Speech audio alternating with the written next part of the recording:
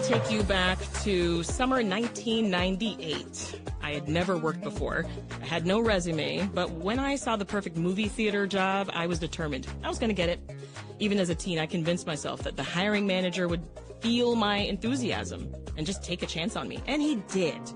At $7.20 an hour, above minimum wage at that time, you couldn't tell me nothing. Now, fast forward to 2025.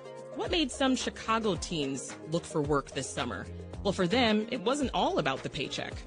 I decided to get a job because last summer I feel like I wasted some of it by sleeping too late or, sitting at home all day. I decided to get a summer job because I thought it would be beneficial since I did do nothing last summer, and I also thought that it would help for my college resume. I did this mainly so I could put it on my college resume. So yeah, I just want to stay productive, keep my mind sharp, and also meet some new people. But the job market these days is tougher. There's a lot of economic uncertainty, and tariffs driving prices up has played a key role. Now, for young people, the market might be even harder to crack because some jobs that would maybe typically go to teens, they're being filled by adults. In June, the unemployment rate for 16 to 19-year-olds was up more than 14%, and that's compared to 12% the year before. And yeah, in summer 98, I could have just taken the time to rest and enjoy my vacation. Nothing wrong with that. But again, people, $7.20 an hour. So how were local teens able to land their summer gigs? In this conversation, you'll learn about the behind-the-scenes hustle and the sheer grind of job hunting as a teen today. And young people will join us to share the life lessons that they're taking into the school year. At the table, Emmanuel Camarillo, the Chicago Sun-Times education reporter who's been covering this topic for the paper. And Bailyn Dost, she's 16 years old from Hyde Park and will start her junior year at the Woodlawn campus of the University of Chicago Charter School. Welcome to you both. Hello. Great to see you. Good to see you too. So you, Bailyn, you got a summer job, right? Yes. Tell us, what do you do? Basically, I work at the Southside YMCA, and what made me want to get the job was just seeing how, like, in Black communities, there's not a lot of us wanting to learn how to swim or, like, either gather together to share that part. Mm-hmm. And I feel like it's a lot of disparities in the community also. And I feel like just being able to teach and just show skills is very important. Yeah, that's a huge undertaking, first of all, just to want to be a lifeguard at this age. So I commend you for that. Mm-hmm. And you're right. People in the Black community, historically, a lot of us, we just don't know how to swim and we haven't taken the steps to learn. It's happening more and more, of course, these days, but it's been a thing, right? Mm-hmm. What made you decide to be different and spend your summer being a lifeguard? Had you always been a strong swimmer, like as a young child? Since I was like 5. Oh, yeah. Okay. So your parents put you in those lessons early on. Yeah. And I just love the water. Yeah. And the idea of having to save lives. Yes. Tell me how you think about that as a 16-year-old. I feel like it's very important just to have that background knowledge, and then also going into the job, I was mentally getting prepared to know what I have to do and be prepared for. Mm-hmm. Is this your first summer job? Yes. Well, no. What else have you done? I have worked at St. Sabina during the summertime, helped with events downtown, gave speeches and stuff like that about gun violence. Oh, wow. Different topics like that. So you're taking on big things. Wow. So not the typical babysitting and those those gigs. Mm-hmm. Tell me what drives you to do that. I feel like it's just important to be talked about. It's like a lot of people want that silenced, but when you be able to speak up on different topics that even might be hard for your community, it's very important to transfer that into other people's minds. Mm-hmm. And Emmanuel, good time to bring you in here because for this reporting on teen summer jobs for the Sun-Times, you talked to a lot of Baylyns, right? A lot of people like Bailyn. What were they telling you, though, about how difficult it is at this time? I mentioned a stat earlier about just year over year, how things have kind of changed a bit as far as prospects for teens. What were you hearing? Yeah, you're exactly right about that.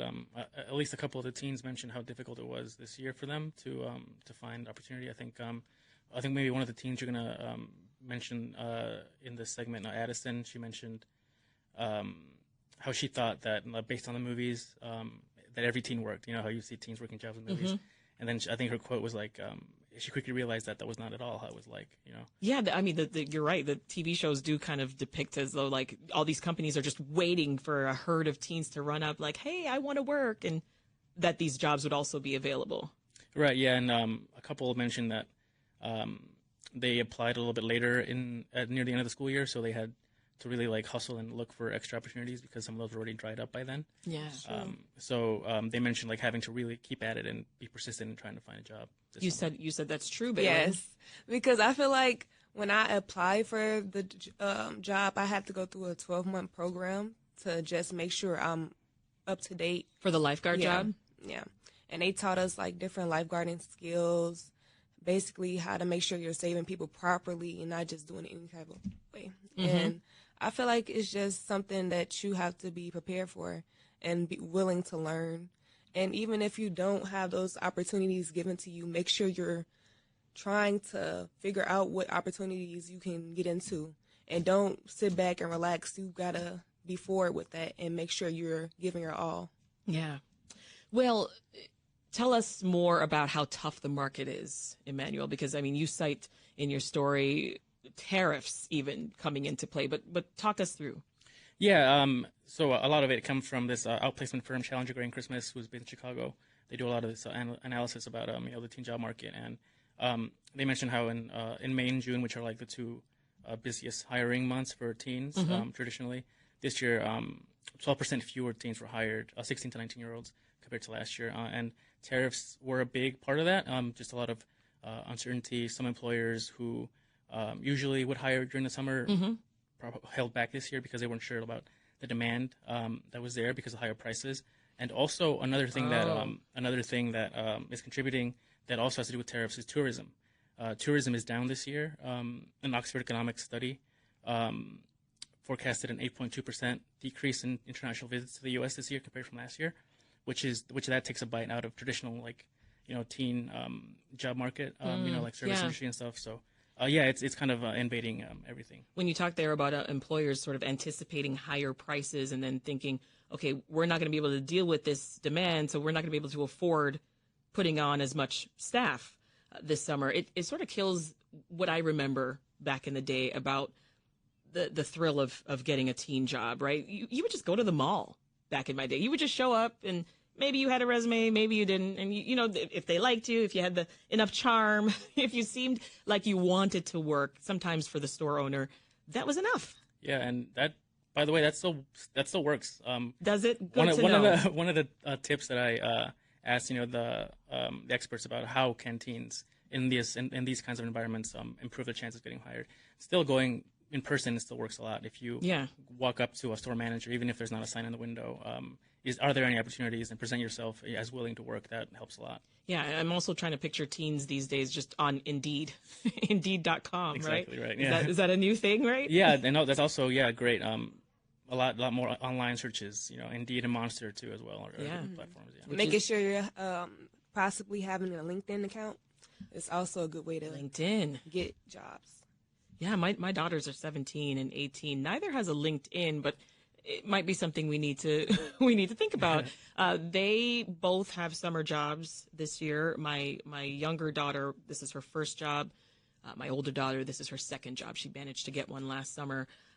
But I was thoroughly impressed. I don't know. I would like to think that they're just watching and taking examples from me, nudge, nudge. But they were very professional in nabbing these jobs. They showed up to their interviews, sent their resume, showed up to the interviews. I remember they did a group interview together. This was for a fitness center. And what was really impressive was after the interviews, they knew to follow up, send the email and say, hey, we're still interested. And this was back in May. We're still interested. Are you still looking for people? And I, as a mom, I saw I was looking in their outbox and I was like, this is fantastic. Where did you pick this up? Did you, Bailyn, know how to do stuff like that? Did you have a resume? No, I ended up making one this upcoming summer. So I had to, put down my work experience. So who helped you? In the program, we learned how to make resumes. Oh, yeah. And so what did you think of that process? I thought it was interesting because they had people come in and talk to us basically about what are the big parts of making a resume. And making sure that we can just focus on what's needed and what's not needed. Yeah. What was your favorite part, you think, of being a lifeguard this summer? Basically getting to see different, how basically how to work with kids and making sure like we are focused in on that also. Yeah. That's Balin Doss, who's a rising junior at UChicago Charter School, and Emmanuel Camarillo, who's a Chicago Sun-Times education reporter. Thank you both so much. Thank you for having us. Thank you for having us. Let's follow up on a warning about our future. Pete Buttigieg, the former and possibly future presidential contender, was on NPR last week, and during our video interview, he warned that Americans are not preparing well enough for the economic dislocations that may come from artificial intelligence. Let's listen. The economic implications are the ones that I think could be the most disruptive the most quickly. We're talking about whole categories of jobs where not in 30 or 40 years, but in 3 or 4, half of the entry-level jobs might not be there. It'll be a bit like what I lived through as a kid in the industrial Midwest when trade and automation sucked away a lot of the auto jobs in the 90s, but 10 times, maybe 100 times more disruptive. So what do we do about that? We have one of many views on this issue. It comes from Eric Brynjolfsson, who is at the Stanford Institute for Human-Centered AI and has studied this issue for many years. Welcome to the program. Good to be here. First, is Pete Buttigieg right to raise this concern about the very near future? Yeah, he's spot on. We are seeing enormous advances in the core technology, and very little attention is being paid to how we can adapt our economy and be ready for those changes. What are the jobs that are going away, partly or entirely, do you think? Well, just to be clear, there's transition in both directions. There are jobs that are disappearing and there are new jobs being created. So some of the jobs that are changing the most are in coding and software engineering and in call centers, which I've studied. And in both of those areas, we're already beginning to see some effects, especially on entry-level jobs. I'm also thinking of an auto factory that I visited earlier this year in China, and they had some human employees, but robots were doing an awful lot of the work, and I would imagine robots might do more and more of it. Absolutely. No, I visited one of those factories over in Shenzhen, and I saw the same thing. They're all going to trend in the direction of more automation. That's just more cost effective. And the people at the factories were telling me it leads to better quality and more consistency as well.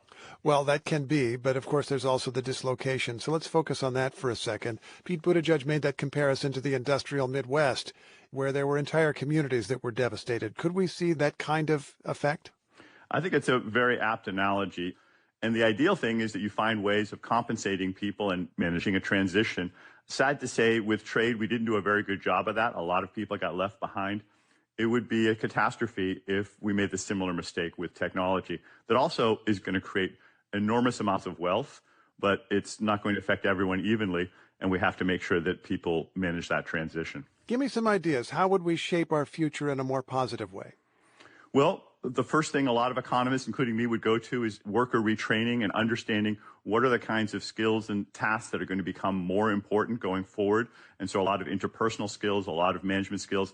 I think as we create these agents, we're all going to become CEOs of our own little fleet of agents, and learning those management skills that apply not just to humans, but increasingly to agents is something that can be taught. And if we each have our own fleet of agents, then we can each be more productive. You better explain what an agent is for people who aren't familiar. Sure. AI, we are all using LLMs increasingly and using them to give us bits of text back to us and give us some advice. Agents is taking that one step further, where the large language model doesn't simply give us some text back, but actually takes an action, goes ahead and makes an airline reservation or buys something for us or carries out some other task. I want to add a note of skepticism about retraining. I understand broadly why it would be a good idea, but I think about the industrial Midwest and the way that people talked about job retraining as old industrial jobs went away. And some of the effects of that included job retraining programs, which sound good but didn't really help people very much, an emphasis on education, which sounds great, but maybe it just increased the price and the demand for education, and not everybody ended up with a very fruitful job on the other end. This is hard.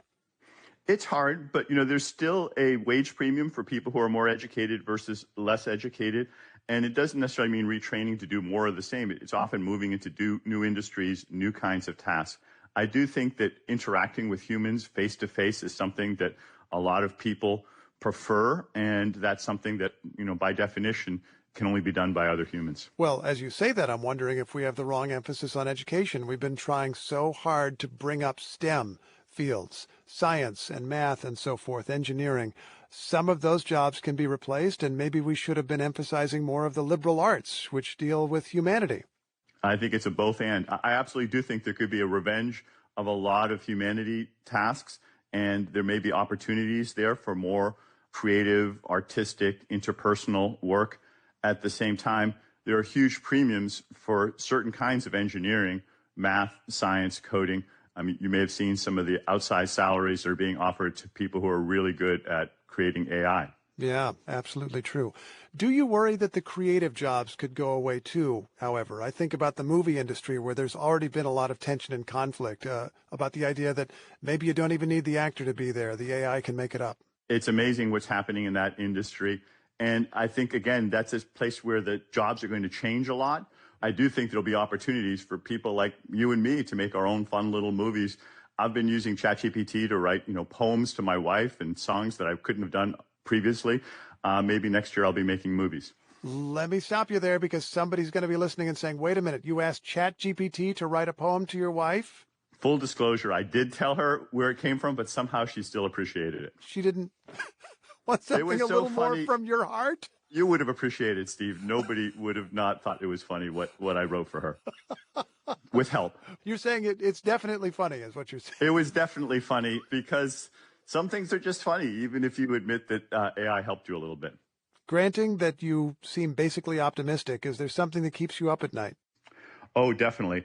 I'm optimistic about the potential to create a lot more wealth and productivity. I think we're going to have much higher productivity growth. At the same time, there's no guarantee all that wealth and productivity is going to be evenly shared.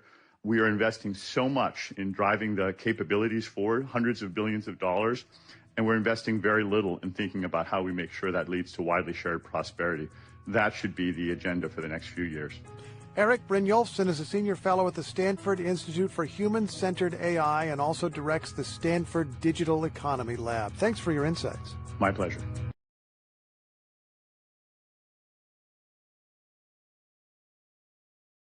It used to be that if you went to college and you worked hard, you could find a job and a place in the American middle class. But that school-to-career pipeline appears to be breaking down. Just ask my 23-year-old daughter, Zoe. What did you expect when you graduated in terms of finding a job? I expected, from having gone to a very good school and having people tell me that if you go to a very good school and you get a good education, that you will graduate with a lot of opportunities in the workplace. Zoe graduated last year with a graphic design degree. She thought she'd find an internship when she graduated, if not an entry-level job. It is dispiriting. I think people aren't really coming to terms with how bad the job market is right now for young people who maybe don't have a lot of experience or don't have the right kind of experience. And there's a lot of willingness to teach people and help them grow in their careers. 6.6% of college-educated 20 to 24-year-olds are in Zoe's shoes, actively looking for work and unemployed. That's according to the Labor Department. And that is compared to an overall unemployment rate of 4%. 6.6% is the highest unemployment rate for young college grads in a decade, apart from pandemic lows. And as Zoe just said, for many of them, this is just really demoralizing. Young people are scouring job boards for scarce opportunities. They're sending in applications that go unanswered. They're sitting through round after round of interviews, asked to produce projects for those interviews that are, of course, unpaid and ultimately unfruitful. A new study examines the reasons young people are struggling to launch. It's called the Broken Marketplace Study. It was commissioned by the C.O.W.S Family Foundation, and joining us now is the managing director of the C.O.W.S Family Foundation, Rajiv Chandrasekaran. Rajiv, welcome to Press Play. Good to be on with you, Madeline. Great to have you. All right, 6.6%. Put that into context. Well, that's a lot of young people from the class of 2025 with bachelor's degrees who were expecting to find their first jobs, to crack into the American economy, to start building their careers, and instead are sending out application after application, getting rejected, getting told by companies that we're not doing a whole lot of hiring now, in some cases because companies are saying we are deploying AI technologies and we're waiting to see how that will affect our need for entry-level hires. But what we find here in the broken marketplace is something that's even deeper than that. What's going on? All of the systems and people who are meant to really help guide young adults on their path from school to work are really fundamentally misaligned, in many cases offering them outdated guidance. And as a consequence, it's leading many young people to find a mismatch of the skills they possess and what employers are seeking. It's leading them to really churn in search of getting a start in building their professional lives. Yeah, well, let's break it down because you mentioned AI tech, and let's talk about that first. What do you mean by that? So how are they being hampered by AI as they're looking for a job? What we hear is that a number of employers across the American economy, as they are deploying more AI technologies, are taking a little bit of a wait-and-see attitude, saying, well, do we really need this many people in these sorts of entry-level roles? What can be consolidated with AI? How is that going to affect our human talent needs? Right. I have a young person in my house as we speak who has recently graduated from college and is also finding it difficult to find a job. And unscientifically, she has reported to me that a lot of her applications are basically sorted from an AI. Like a human being doesn't even look at the applications. And so it's very difficult to break through that because AI is sorting through all of these applications. Is that what you found in your survey? Yes, we find an increasing number of employers saying they are using AI technologies to essentially be the first line in assessing inbound applications. And at the same time, you've got a lot of young people who are using AI to generate their applications and their resumes. It's no wonder that a lot of people are frustrated at their lack of ability to break through. Yeah. So you have to really sort of tailor your application, your resume, your cover letter to catch an AI's eye, so to speak, to break through. Is that what you have to do? I think that's part of it. I think the other big part of it that we see from the survey results here, and what we did that was really unique is we didn't just talk to young people, we talked to parents, we talked to educators, and importantly, we talked to employers. And employers are saying loud and clear, they are looking for candidates with real skills that in many cases aren't getting taught at the high school level, aren't getting taught at the college level. And so we find a 4-year degree now is no longer enough to simply get a good job. Or any Young job. people need to be layering on additional specific skills that will enable them to stand out with employers and, to your question, Madeline, get through that first gate, which is the AI filter. And what are those specific skills that employers are looking for? It depends by industry, but simply having kind of that broad-based, let's say, liberal arts education is table stakes. Companies increasingly are of the position that they're not going to invest in just taking young people who kind of come in with general knowledge and providing them with many of the skills that they need for certain types of positions. The onus now is increasingly on that young person. And so this is one of the critical mismatches that we see in this broken marketplace. You have educators who are much more focused on helping to provide young people with a broad base of learning, and they view the real responsibility of job-specific training being on the employer. Half of employers we surveyed said schools aren't providing enough skill-building programs to create job-ready candidates. These are the sorts of mismatches that we found in really stark relief here. And caught in the middle of all of this are the young adults who've been turning to their parents or turning to guidance counselors and others for guidance, and in many cases not being well served by what they're hearing back from those trusted adults.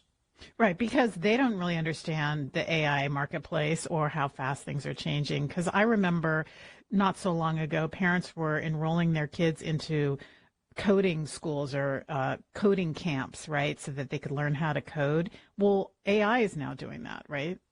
Or a lot of it. 100%. And you look at software development jobs, which, again, as you note, 10 years ago, 15 years ago, were great jobs, and you had a huge push to orient young people there. Well, that's one of the first occupations that's really being fundamentally upended by advances in AI technology. And the pace of change now in the labor market is so fast that relying on one's own personal experiences as a parent or educators who, let's say, are using some of the same tools that they might have used 10 or 20 years ago, it's simply not sufficient to prepare young adults to really compete in the job market of today. Right. So is there a way to help young people now, or is it kind of like they all have to figure it out as they go? Because, as you say, things are happening so quickly. What kind of advice can you actually give? Well, there's a lot of work that we believe that parents and educators, and quite frankly, employers need to do to better align themselves and to fix some of these asymmetries in the marketplace. But it's important to note, Madeline, that young adults aren't staying passive through all of this. They are being creative in trying to find solutions, and they're exhibiting a sort of gumption that should impress us all. So we know young people spend a lot of time on social media. Well, they are turning to social media as a bit of an answer to all of this. We find that platforms like TikTok, Instagram, YouTube have emerged as de facto career counselors and navigators for young adults. 70% of young adults, we found through the survey, are engaging with social media content for educational and career exploration. 3 out of 5 who are in the process of trying to find further educational employment opportunities are actively turning to social media to help guide them. So they're not waiting for adults to catch up. They're trying to figure it out on their own. And many of them say the content they're engaging with is actually inspiring them and helping them. Yet we also know that sometimes that content can be less constructive in their lives. So it's a double-edged sword. Yeah. So not to be too glib about it, but ignore your parents and go on TikTok instead for better career advice. Is that kind of the answer, or one of them? Well, or it's at least talk to your parents, talk to your teachers, but maybe do some of your own work. And for young people today, a way they really learn is on social media. And, you know, adults need to recognize that they don't possess the monopoly of influence in the lives of young adults. I mean, it's really interesting. 4 in 10 navigators, these are sort of guidance counselors and educators, think they are the key resource that young adults turn to for future planning. When you ask young adults this, only 15% of young adults agree that those educators and guidance counselors are the key resource that they turn to. I don't know if your study looked at this, but are there fields that are better for young people to look into, or when they're thinking about what they're going to major in and what career they might want to follow and pursue? Are there better areas that are kind of AI proof that they should focus on? You said that getting a broad liberal arts degree is not good enough anymore. So you've asked the $64,000 question here, Madeline, and I wish I had an answer. There's a lot of ongoing research that's trying to understand what are the fields that are going to be most disrupted by AI in both positive and negative ways, right? There are going to be some types of jobs, like we're seeing with software developers right now, where demand for those occupations will lessen as AI technology advances. There will be other new fields created. When you just think about it in a very simplistic way, the growth in need for data centers and all the associated occupations that are created through that. And then a whole range of other jobs where having AI proficiency is going to be important. Yeah. Well, and, you keep hearing that jobs where people work with their hands are the ones that are the best AI-proof jobs in terms of AI taking over a job. So a plumber or a doctor or a surgeon, I should say. Maybe not even a doctor, but a surgeon. I think what we're going to see is that, even a plumber, even a physician is going to need to be AI proficient in those fields, because these technologies will impact almost every occupation out there. So a key takeaway from this work is that, A, you need to come into the job market with real specific skills. And then importantly, and I think it's not just for young people, but for all of us, simply getting your foot in the door is not going to be enough to guarantee a thriving career. We all have to be lifelong learners, recognizing that the pace of technological development is going to impact every career. And the skills that one has in a field today aren't going to necessarily be the sum total of the skills you're going to need to thrive in that field 5, 10, 15 years from now. So the takeaway from this is not to skip a college education, right?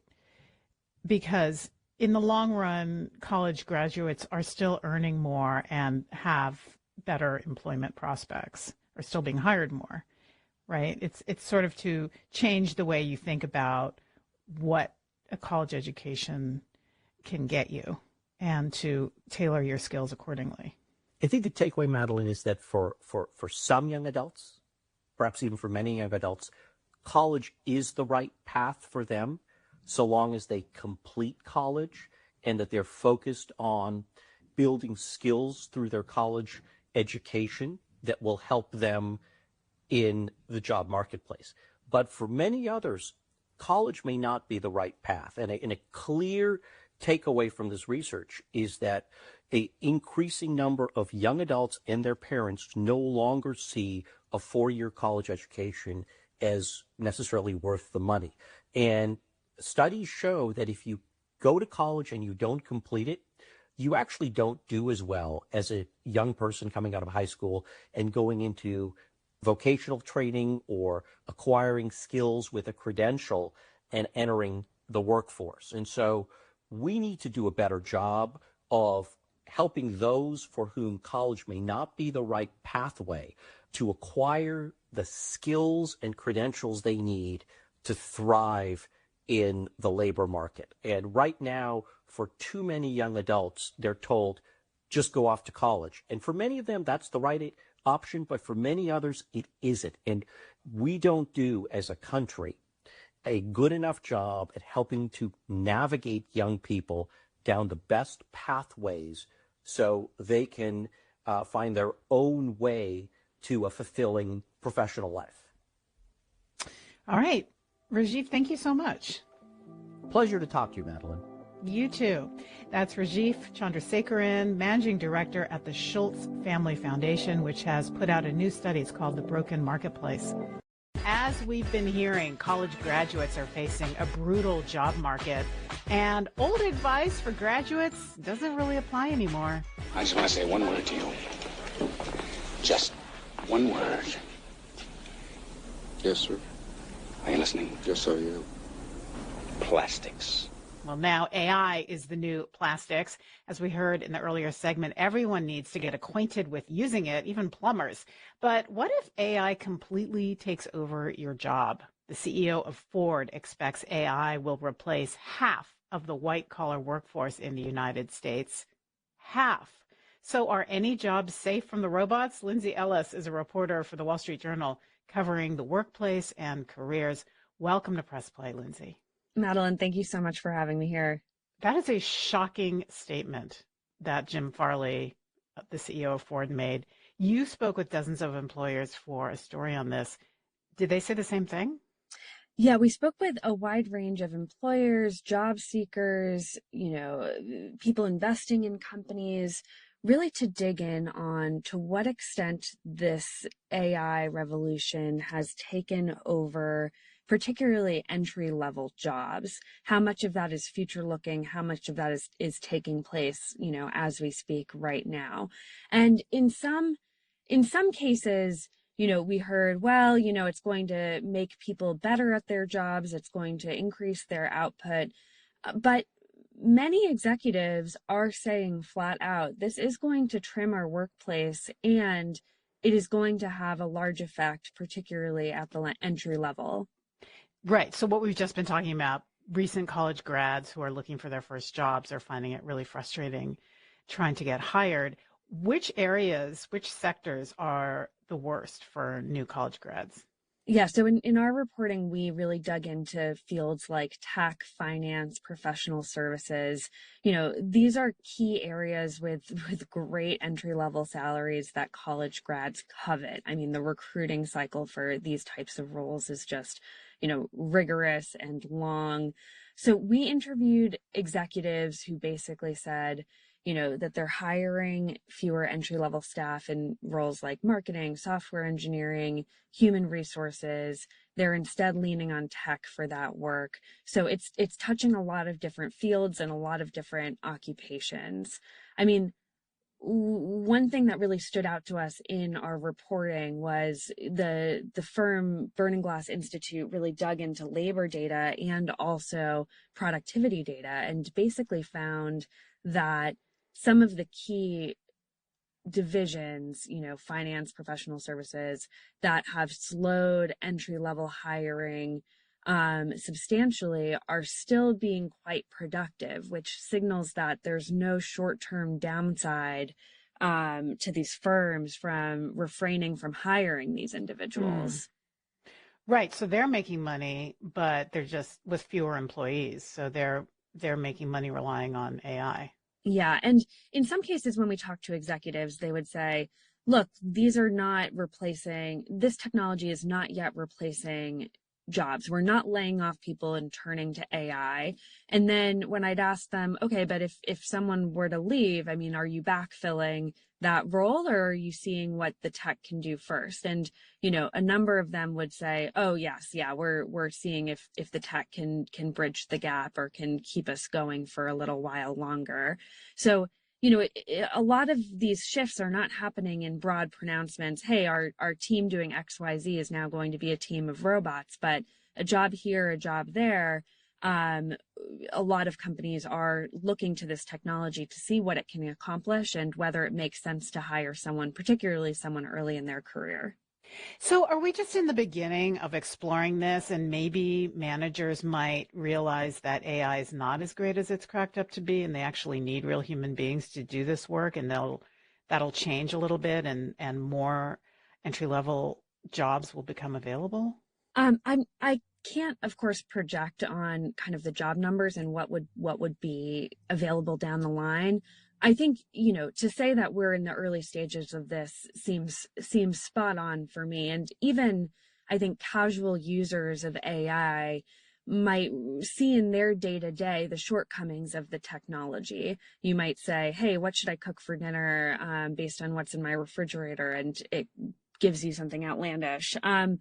That's all to say that companies that I interviewed also basically spoke quite forcefully of the importance of entry-level staff to fact check, pressure test, analyze, make sure that what AI is producing is accurate, that the technology is really streamlining some of the grunt work that new graduates once did, but these new graduates, their new role has to be ensuring that this information is correct and is offering sort of a sound springboard for where business should move. And, AI spits out information that's quite confident. That skepticism is a skill that, I've heard from some hiring leads that they're looking for in new graduates, that you can pressure test and say, hey, that doesn't pass the smell test.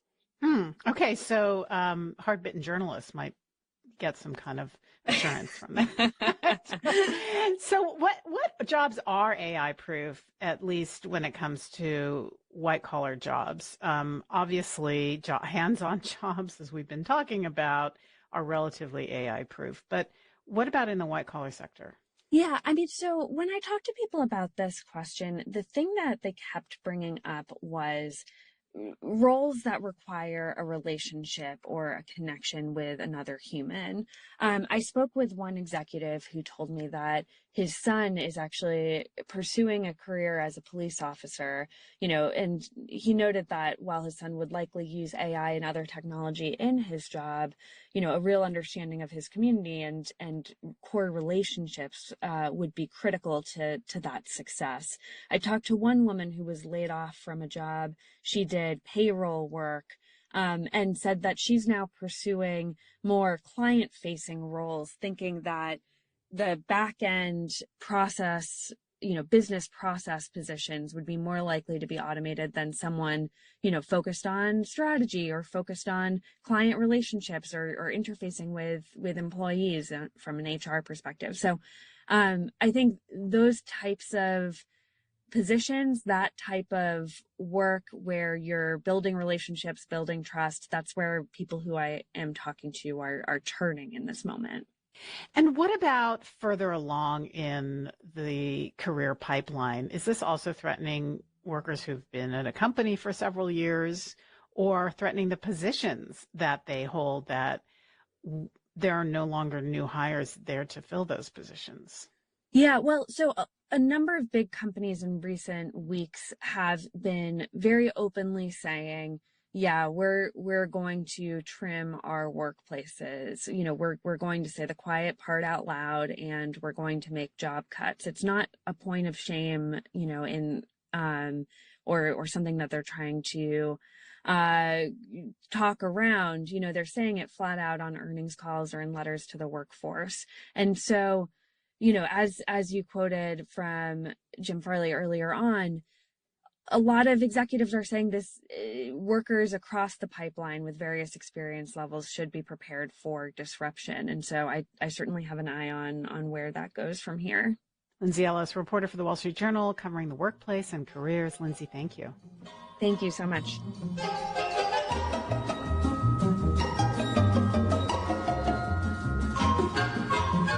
Coming up, it's a show about horrible people, and people have been loving it for some 2 decades. A critical appreciation of It's Always Sunny in Philadelphia and why that show has flown under the radar for so long. That's next. To the economy now, where staggering numbers have been released surrounding black women in the labor force. A new report shows more than 300,000 black women have left the workforce in just the last several months. That's according to the U.S. Bureau of Labor Statistics. Joining me now is gender economist Katika Roy to break this all down and why they're leaving. Katika, thank you so much for being with us. You recently wrote an article where you say that this isn't happening by accident. Why do you think it is happening? This is happening because of cuts to public sector positions. So if you look at the federal labor force, black women make up just over 12% of the federal labor force. It's about double their representation in the labor force overall. And when you have targeted cuts up to 50% in organizations such as the Department of Education and HHS, you're not just trimming the fat, you're actually cutting the economic backbone for black women. Wow. And so what are some of the spillover effects from all of this? Well, one of the things that we know is that there is a connection between women's labor force participation and GDP. So just black women's labor force participation has dropped by just over 2% in the last 3 months. And that has sucked over $37 billion out of U.S. GDP. So this is the economic cost of gender policy ignorance. This is really fascinating because do you think that most people are unaware of the actual impacts of things like this? Absolutely. So when we often think about women's issues or black women's issues, we think of it as an over there problem. It's not. It's an everybody problem. When our economy grows, that has more jobs and more income for everyone. So we know, for instance, overall, that for every 1 percentage point that women leave the labor force, there's a $146 billion hit to GDP. Oh my gosh. And so we've talked about the consequences, but is there an upside to all of this? Are we seeing women pivoting to entrepreneurship as they're leaving the workforce? What then are they doing?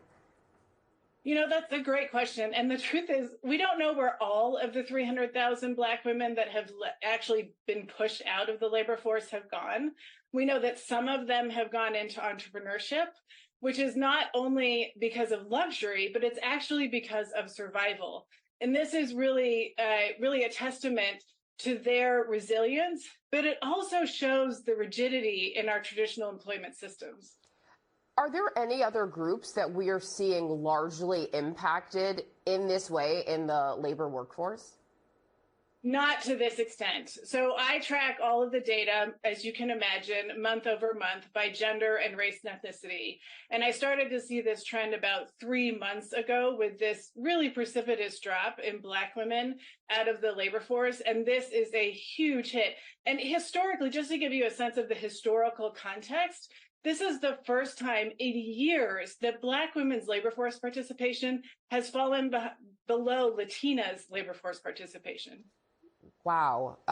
It's really fascinating to see these numbers, to hear you explain all of it and break down the real world impacts on our GDP and the economy at large. Katika Roy, thank you for what you do, and thanks for being with us.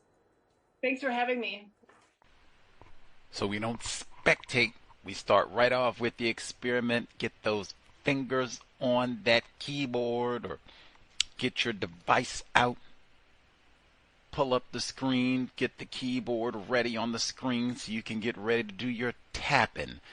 Katika Roy, K-A-T-I-C-A. Roy, R-O-Y. Do you think Katika Roy is accepted as white by majority of individuals who are also classified and accepted as white? Katika Roy. Her bio says she's the daughter of an immigrant and a refugee.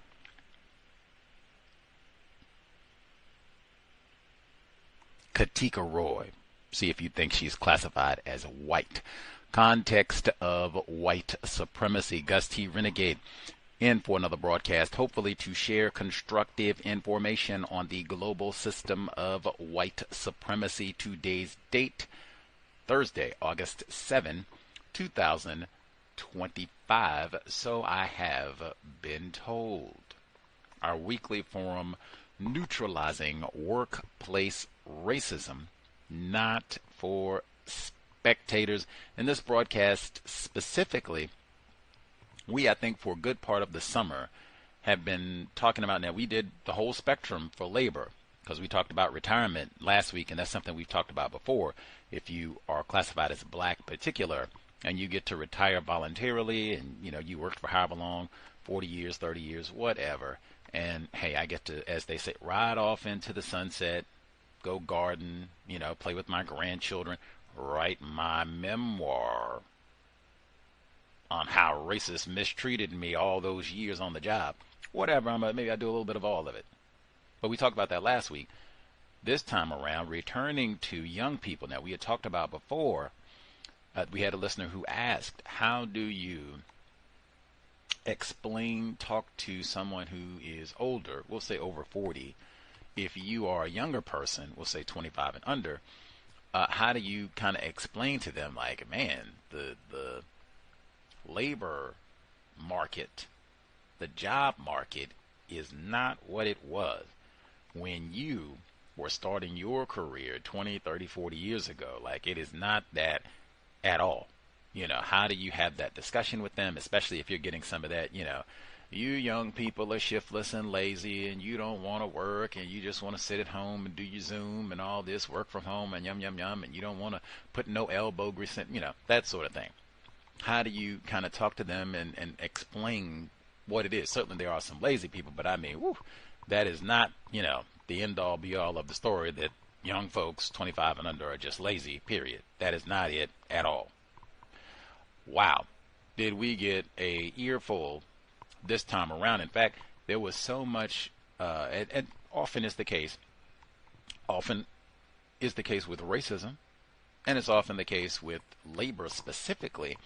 There were so many reports, a lot of it centering around President Trump, and those tariffs, and then President Trump and the jobs report, that was from the end of last week, where he fired the labor secretary, and, saying that, hey, and people were questioning, is this person being fired? Is President Trump doing this because he wants someone who is going to lie? And they were saying this could have enormous implications around the world, that people think, these numbers are now no longer trustworthy, and they're just going to say whatever President Trump wants to be said. Like, that caused a lot of controversy and commentary, still is, all over the world. But there were so many reports specifically addressing concerns of young people and trying to get a job. What are they thinking about? And even teens, right, that we got to hear in the reports. I thought that was so important. We got to hear from even a lot of non-white young people between the ages of like 16 and 25. So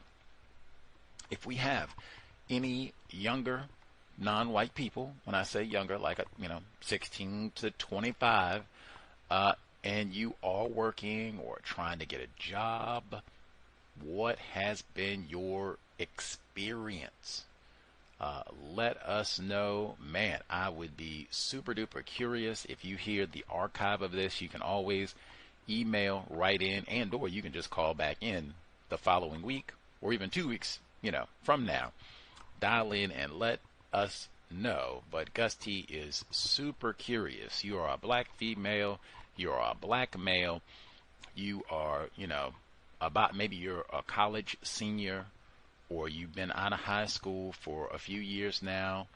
You're working, maybe you just graduated college, you're working, or you're trying to get a job. What does that look like? Are you optimistic?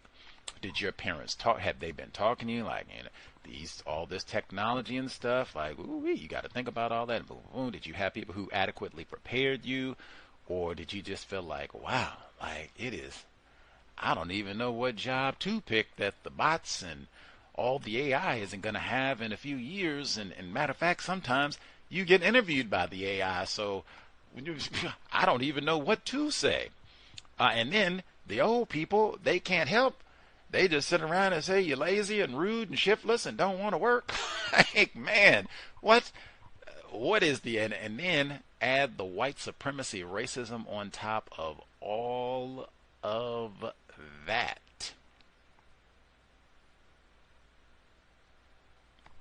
It's a lot.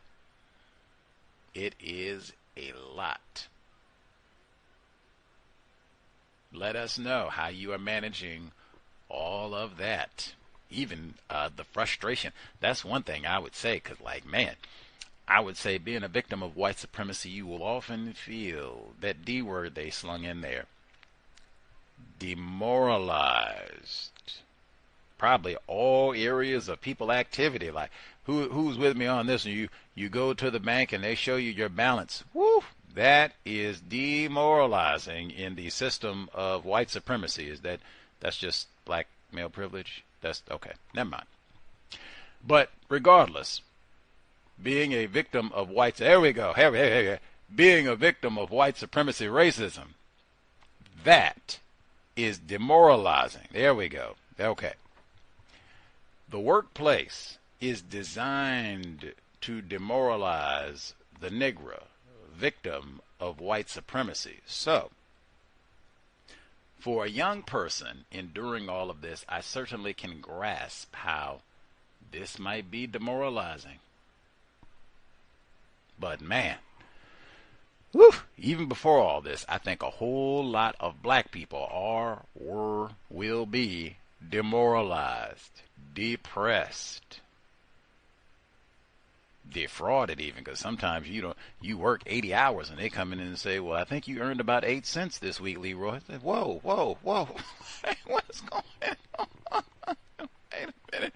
What did you talk about demoralized? Like, whoa, man, I worked 80 hours. They told me I got about 8 cents. I know I got child support, but good Lord, 8 cents? Good Lord. Anyway, if we got young folks, 25 and under, don't be a spectator. Let us know. current workplace situation? Are you seeking a job? Has it been as difficult as they described? Is it as terrifying as they described? Have you got quality advice? That certainly would be awesome to hear. Let us know. Has racism been a factor within all of this, in addition to the AI and the bots and the tariffs? Let us know. 720-716-7300, the code 564-943 pound. Press star 61 if you would like to participate. Certainly, all folks welcome thoughts, observations. Hopefully we'll have some folks who have figured out some things that work well. Young people, older people, whatever. Things that work well to solve problems in the workplace, minimize conflict with other non-white people, get you a raise, make sure you don't get fired and or falsely accused. They don't say you stole the company weed whacker or whatever the case may be. If you have suggestions that would be helpful for non-white people in the workplace, even if they're an entrepreneur, definitely share. The number 720-716-7300, the code 564-943 pound. Press star 61 if you would like to participate. You can always email untiljustice@gmail.com, untiljustice@gmail.com. Let's see. Few things on the audio segments that we heard, and then make sure, don't be shy. Katika Roy, do you think she is classified as white, accepted as white by other individuals who are also classified as white? Or do you think this is a non-white person victim of white supremacy? Katika Roy. The audio segments that we heard, they started out, we heard from young 16-year-old victim of white supremacy, unless I'm super mistaken, Balin Doss. Now she works, got a job working at the Southside YMCA in Chicago and being a lifeguard. Make sure the folks are engaged in pool safety. Shout to Malcolm Jamal Warner, even though he was not in the pool. Swim safety, right? We'll put it that way. But making sure everybody comes in, has a good time, and then gets home safely. Wow. Bravo to young Miss Doss, 16 years old. The only thing that I'll say quickly is that she was mostly correct in talking about the history of black people not being lifeguards, not having access to pools, not being able to swim, not getting lessons. I think they said her parents put her in the pool at 5, got her lessons. Bravo to her parents. The only thing I would say is that's, I think it is important to say that is not magical. I think the young lady for WBEZ doing the interview said that was a thing for black people not swimming and such. That's not a thing. That's not a thing. That's not very articulate. Come on, you got a microphone. You're supposed to be better than that. That is the system of white supremacy racism. I mean, there are entire books, lots of scholarship about how white people deliberately worked to deny black people access to pools, beaches, waterfront property, swim lessons, all of that. That's not a thing. That is documented fact. White history, U.S. history, system of white supremacy racism. So that's why you have a lot of black people who don't swim and might not want to be a lifeguard or whatever the case may be, and you are working against all of that. Again, bravo to you, Miss Doss. But I do think that, because, they've blown up pools, to keep black people. Remember they got that photograph in Florida? They poured acid in a pool with little black children swimming. That's not a thing. That is documented fact. Moving forward. But they were talking about trying to get jobs and tips that they would give to young people. And they said, hey, even going to just show up, I'm willing to work. Do you have any opportunities I'm a young person. I'm willing to put in some elbow grease and be here on time, early even. Do you have any opportunities? And they said that that still works. Imagine that. At least might give an opportunity to show that I do have people skills. As they said, what they Gus T don't know how to talk to people, see. But you can show, hey, I got a pretty smile. I floss, and I show up on time. I dress pretty sharp. Do you have any opportunities? Hey, they said the LinkedIn, that works too. Great. Get that resume all polished up and what have you. Again, I would say make sure you talk to your children about your own work experience. That way they'll know some of the trifling, tacky things that they can unfortunately look forward to, and they'll be better prepared to evade when they get to the job. See? Let's see. Then we heard the report. They spoke with Eric Brian Jolson from Stanford. But he talked about some of the concerns that he had about jobs that are going to be removed. And they said that they think this is going to be a staggering pace. Like in the next 5 to 10 years, massive number of jobs are going to be taken away, and already starting to see the impact of some of this right now in terms of those entry-level positions where people are not being hired. And he said, oh, man, I don't think we are being adequately prepared for this.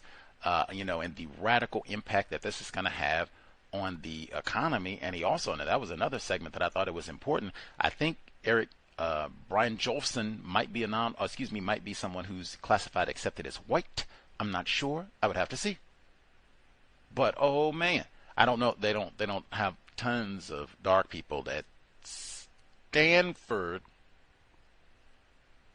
But anyway, Dr. Shockley, but they said, I'm not sure, no mention of racism, but they said, I'm not sure we put all these billions of dollars into getting all this AI and all this technology, but I don't know how much investment or thought we've put into making sure that the fruits, the benefits of all this investment is going to be dispersed equally. Whoa, you sounding DEI-ish. You hush all that up, I don't even think you could have such a like for reals. I think that, that's DEI, man. You get hushed up real quick, Anyway, we'll have to see how that goes. But no mention of racism within that segment, but hefty mention of disruption. Radical. Probably lots of people hurting and can't get a job, and probably lots of young, I would suspect, non-white people in particular, hurting. Can't get a job. Can't even get a job painting a line. I saw that the brain damage concussion football season is about to start. And they used to get people, I guess maybe you get some of the college students or you get some of the fans who just love the brain damage football. They would come out and paint the lines on the field, maybe do it for free, just so that they could come and sit and be at the stadium and watch the game and all that old nonsense. But none of that now. They got bots that will do it perfectly, and they get real serious about, white ball games sometimes where the lines got to be perfect, because sometimes they get scientific and did he step out, was he on the line, did his foot, all that old nonsense. So, hey, they get the bots to come out and paint perfect, white, straight lines all over the football field. So you can't even get a job painting lines no more. That's what they said, get the things that human got to put hands on and all that. You can't even get a job painting lines no more. Might be soon. You can't even get a job painting, period, no, because if they can paint lines on a field, shouldn't be that difficult to get them to paint a wall, right? I seen they got the bots that can wash windows, so it ain't going to take 10 years. I put it this way, I don't think it's going to even take 5 years for them to get a bot that can paint a wall. If they don't have it already. Let's see. They said that now continue because there was a whole bunch on the same topic. They said that this is KCRW in California. They said that 6.6% of college-educated 20 to 24-year-olds, if we got any folks in that demographic, let us know, are unemployed and actively actively job hunting. They said that's the highest number for that group. Young people, college educated, 6.6% unemployed, where they are actively looking for a job. They said that's the highest number in a decade other than the pandemic. Wow. Demoralizing. They said these prospects, you go out, put in resumes, so you have to, sometimes they require you to work on a project or something, and it comes to nothing. You don't get a job, you don't get compensation for the project, just wasting your time. That is demoralizing. I told you sometimes you get interviewed by a bot. Presumably that means you get rejected by the bot too. Don't call us, we'll call you. Man.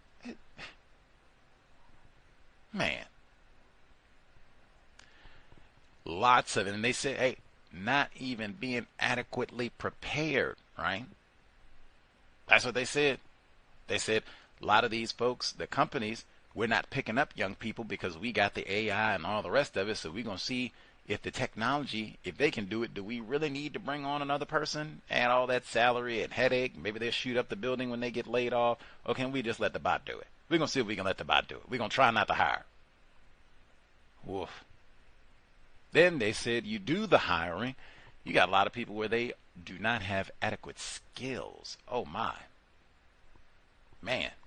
One thing I would say, I would work on professional writing, and that's like all of us, because that's one thing. The bot is going to be killer. Like, man, I've heard it for years, seen it myself, where people have said lots of people, white and non-white, struggle with professional writing. Man, the bots are going to be killer on that. They're not going to be using lots of emojis and slang and cursing and all of that. They are going to be well equipped to use the King's English in a professional manner, even if there is niche specific jargon to whatever your career is. They will know all that too. So that's one thing that I would say is professional writing. All of us can work on our proficiency in our chosen field so that, you know, spelling, grammar, communication, and the way that we share our ideas is professional. It does not sound like we're out at the pub or the tavern, or we've been drinking Mad Dog 2020, or we're on a phone talking to, you know, someone we've been friends with for 20 years. It sounds like I'm talking to professionals, people who might have say-so in whether or not I get a raise or promotion. It sounds like I'm talking to these people and looking to impress them every time. Work on professional writing. That would be one recommendation I would give for everybody, including Gus T. But that's mismatch of skills. And they even said there, you are a lifelong learner. It got me remembering the great genius Neely Fuller Jr. Still learning. If you are fortunate, dare I say blessed, I'll retract that. If you're, I guess, even fortunate with a question mark in a system of white supremacy racism, to live 9 decades like Mr. Fuller, man, you want to be a lifelong learner, and especially in your field. Learning, studying, learning, and learning. Always, because things are evolving and changing so rapidly. Like, woof, learn. And that's why I said, you even as you're talking to other people in your office on the job, I've said for years, we're not mum. You don't go to the office to be mute and never talk. I've said consistently, you want to talk about the job and use that as an opportunity. Learn about your job and or your field. Maybe even see if you can cultivate a resource or two in your work environment where you can go and talk to this person and get constructive information. I've said that for years. Learning, especially in the workplace. When they talked about professions, that you can go into that the bots are not going to take over. One of them that they mentioned was policing. What immediately came to my mind, first thing that came to my mind, to be truthful, maybe showing I'm an old fogey, but the first thing that came to my mind, and I don't know, maybe because it's been rebooted, RoboCop. Now, I could have went Black Mirror on that one too, but they have got lots of sci-fi where there's some depiction of some sort of AI police security force, some sort of robotized dog, whatever, but something that, you know, can go around and make sure that you behave and might even have arrest capabilities. They have lots and lots of movies, TV shows, books, all of that. iRobot even has a large component of that. So that was one. But then the other component that I thought about that was facial recognition technology. That's kind of the same thing. You don't really need to have as many John Q laws and Jane Q laws out in their vehicles or even on the street, you know, on a horse, on a bicycle. If you've got facial recognition technology cameras all over the place and they scan you doing whatever, and bam, especially for a lot of the low-level stuff, you can just send out the citation right there, or at minimum, you won't need as many people because you can just strategically deploy. The camera's got them, boom, boom. This is the offense. We got it all on camera. Boom, just send out, you know, how many ever flatfoots to go, or you can just do it in a group. You know, we got 3 people to arrest you. I'll go get all 3 of them, boom, boom, boom, scoop them all up and let's roll. But that, I could easily see that being a part of why we don't need as many enforcement officers. We can be more efficient because, hey, we can maybe even eliminate all of the traffic officers to a large, or at least cut it down, because we'll have the cameras. You know, they got the ID reader, plate reader cameras already. We'll have those, facial recognition technology, and we'll just generate the tickets. All of that will be done through AI. We don't even need to bother to have a real person involved. You run a red light or what have you, the ticket will be in the mail at your residence within 24 hours. AI generated, person never even involved. Brave new world. In fact, you give them 10, 15 years, they might not even put a boot on your car. You don't pay your tickets or what have you, they might have a shutoff switch where they can just, boop, the engine doesn't even turn on. Brave new world indeed. But even with the policing, because they said, hey, this is a field to go into, won't go out of business, the bots won't take it over.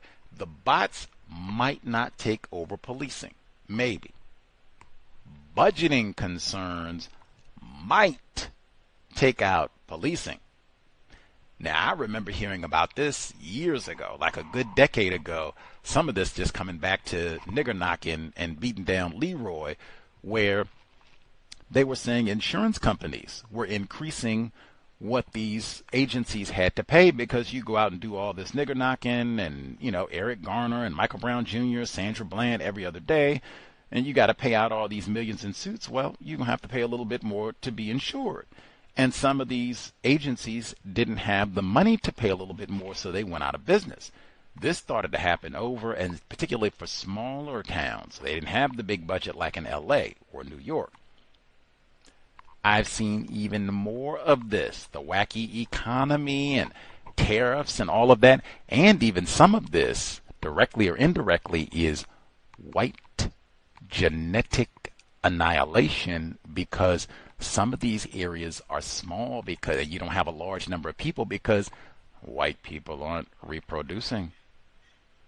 So you have fewer people, smaller tax base, even fewer people to pull from to be enforcement officers. That's been the case too, where they have difficulty getting police. But the tall and short of it, more and more police agencies I have been seeing are closing. And I just saw one of these today. That I thought of that way afterwards, after I got through RoboCop and all the rest. It was like, oh yeah, and you got police agencies closing because they just don't have the budget to pay for all of it. You got look here, you got tanks. You got to have the canines. You got to let them bite Leroy 2 or 3 times. You got the nigger knockers. You got the lawsuits. Policing is expensive. And you got a lot of they talking about rural areas where we can't even afford to have a hospital. How are we going to afford to have a canine unit and a tank and nigger knockers? How are we going to pay for all that? We don't even have that many people here. So that would be another one. I don't know. I guess. I mean, I guess LAPD isn't going anywhere today. I guess NYPD isn't going anywhere today. But once you start moving into those rural areas, Alabama, West Virginia, Kentucky, Iowa, maybe those little towns have a police department, maybe they don't. Let's see. The trimming of the work. Let me get to Katika Roy real quick, and then we can let folks dial in all that if we got young people.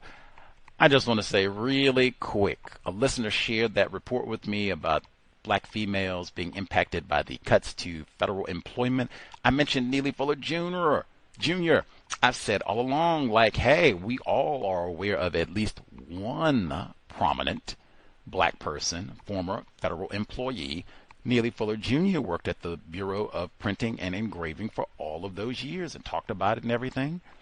That's one. I'm sure he would have had a lot to say about all of this. But, man, the federal government employs a lot of black people. Males and females, presumably. I've said that. That's 2 weeks in a row. Last week they had the segment on black people, and I verified because I looked, that was on WBEZ as well. They had pictures. Every person that they talked to was black. Even the person conducting the interview was black. But they were all black females. And I said, dang, do black males get to retire? If the answer is no, then that should be addressed. Why not? Do black males get to participate in this program? Because this was a program for black people who retired, were over 55, and they just wanted to work a little bit to supplement their income. Great. I totally support that. But are there any black males in this program? I said all of that last week, right? And I said, once again, segments where they talk about racism in the workplace, they will totally exclude black males. This happens all the time. I pointed this out for years. Do black males experience racism in the workplace? This is from mainstream outlets, NPR, PBS, Democracy Now!, widespread. Happens again. This was MSNBC. Happened again. They get Katika Roy on. I am totally in support of hearing. Now, if racism is clearing out lots of black females from federal government positions, we should know that. But one, is Katika Roy white or not white? Two, does the federal government employ black dudes? Other than Obeezy, Eric Holder, Neely Fuller Jr., did they stop? Those are the last three. They don't employ any more black men. Again, if that's true, we should know that. Why don't they hire black males? Why do they only hire black females? What's up with that? What's wrong with Leroy? But we got, what we got now again. Hey, black male privilege. Same thing I said about the schools when we talked to Dr. Angeline Spalding Flowers last week. I said, hey, white people do not educate Leroy. Now, it might be a reflection of that. We want educated, intelligent folks to be federal employees, so of course we don't hire Leroy. Okay, that should be stated. But wow. Once again, so they focus on black females being purged, and they said looks like demographically more black females being impacted than any other demographic group by the loss of federal employment. Now, again, the federal jobs, that's, widespread. That's California, Washington State, Iowa, those same places I just mentioned, West Virginia, not just Washington, D.C. We talked about Atlanta and other areas, some jobs you wouldn't even think of as being a federal job, but it is. Super important to get that information. Certainly lots of black females. I'm sure that's a lot of black mommies in that group. Same thing I said before when they were talking about federal employees and federal workers being cut, that wow, the ripple impact that would have on so many people, if it's children, if they're in an attempted marriage. You have lots of folks, they're looking out for their parents maybe, or a caretaker for someone else in the household. Just wow, that's a lot of stress probably on a lot of people for all of that. There we go. Even I'm remembering the book Grandmothering While Black, where I said the same thing, like, dang, do black males not get to be granddads? If not, that's worthy of a book too, right? Black male, have all those books already been written? They already got the book on why there are no black male federal employees except Neely Fuller Jr.? They already got the book on why they don't have black granddads? If those books exist, I would like to have them. We can get them in the Catherine Massey Book Club, like, immediately. Anyway, after Mary Kay, of course. Anyway, folks that are under 25, if you are out trying to get a job, being stonewalled by AI, told we're not hiring anymore, ChatGPT took all the entry-level positions, check back with us, a few years after you get some experience. I'm just trying to get a foot in the door and check back, If that, like I said, demoralizing, not funny at all, demoralizing, even though a part of me is like, dang, that seems like the Negro experience for the duration of white supremacy racism. But anyway, young people, 25 and under, if you are in the listening audience, let us know what your experience has been, particularly if you have any tips or if you've received any helpful suggestions, advice from, attempted parents, teachers, older siblings, anyone, neighbors. If you've been given constructive information that's helped you start your career journey on the plantation, please let us know. The number 720-716-7300. The code 564-943#. Press star 61 if you would like to participate. The email untiljustice@gmail.com. Like I said, other folks, certainly, if you are over 25, certainly feel free, share your thoughts, observation as well. But certainly if we have younger folks who are out there, and or if we have attempted parents, and you've been talking to your offspring about,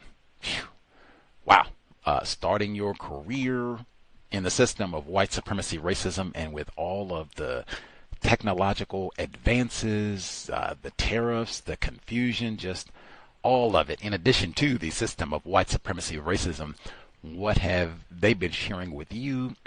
What are their frustrations? Have they started the interview process and such? Or are they in the process where they're still kind of thinking about what they want to do with their career?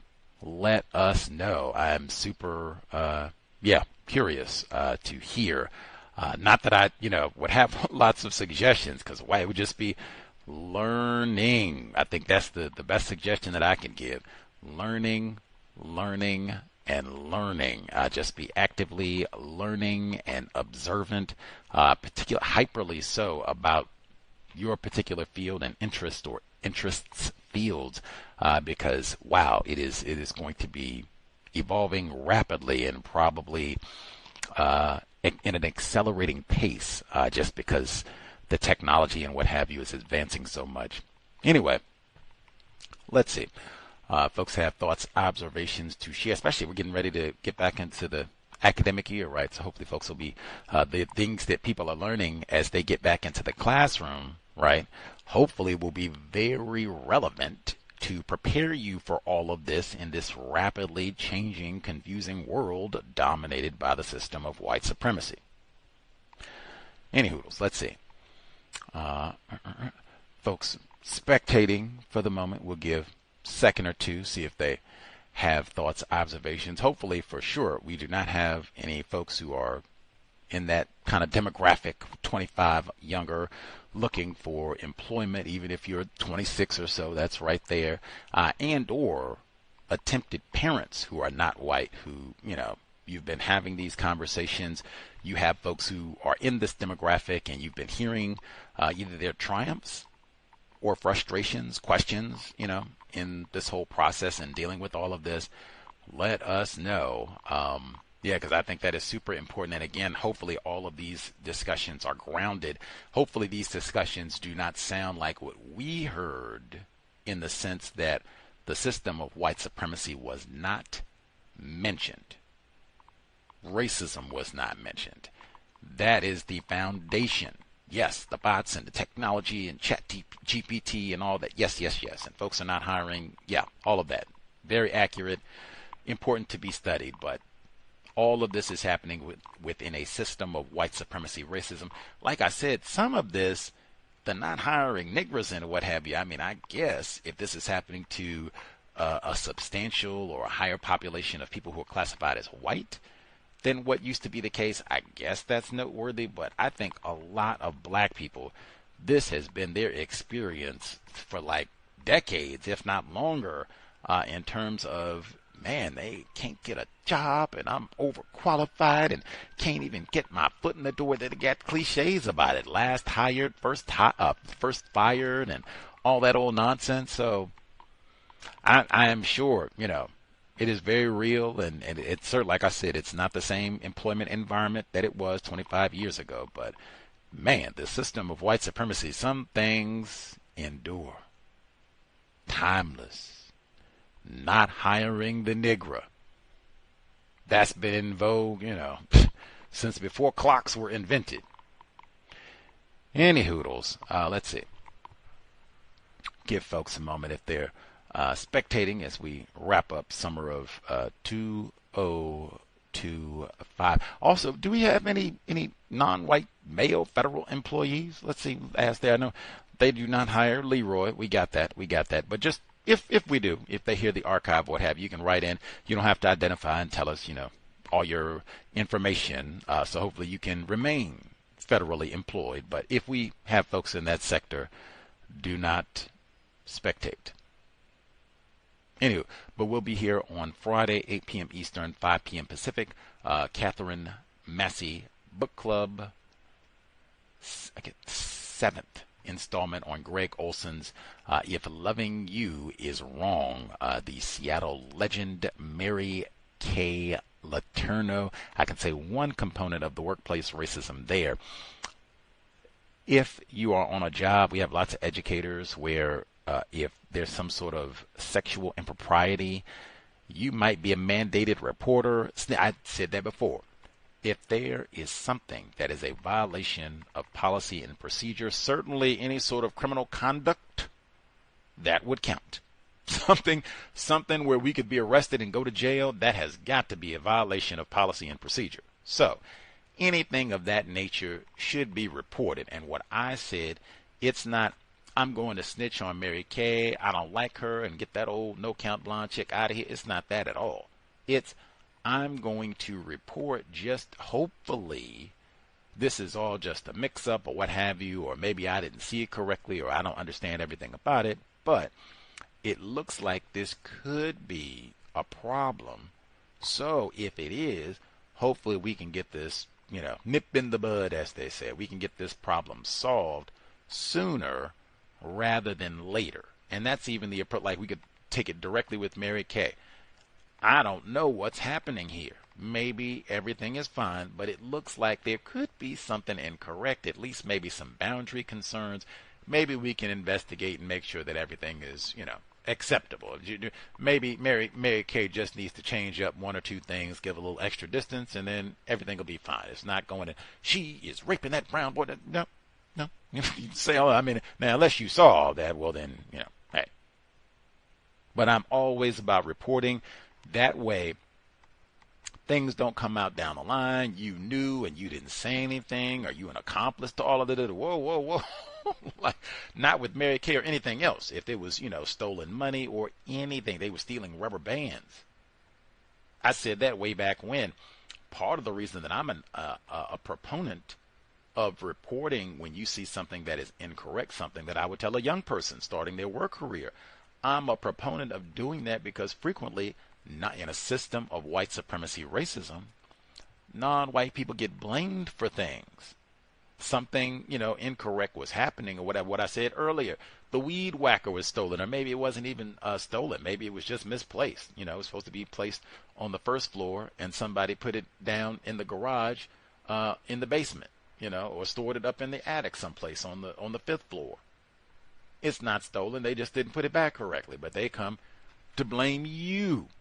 You stole the weed whacker or whatever else. And we've got a lot of situations like that in the archives where someone else violates policy and procedure, or even recommends a violation of policy and procedure, but the non-white person who didn't make this suggestion, who didn't even break the policy sometimes, frequently, they get blamed.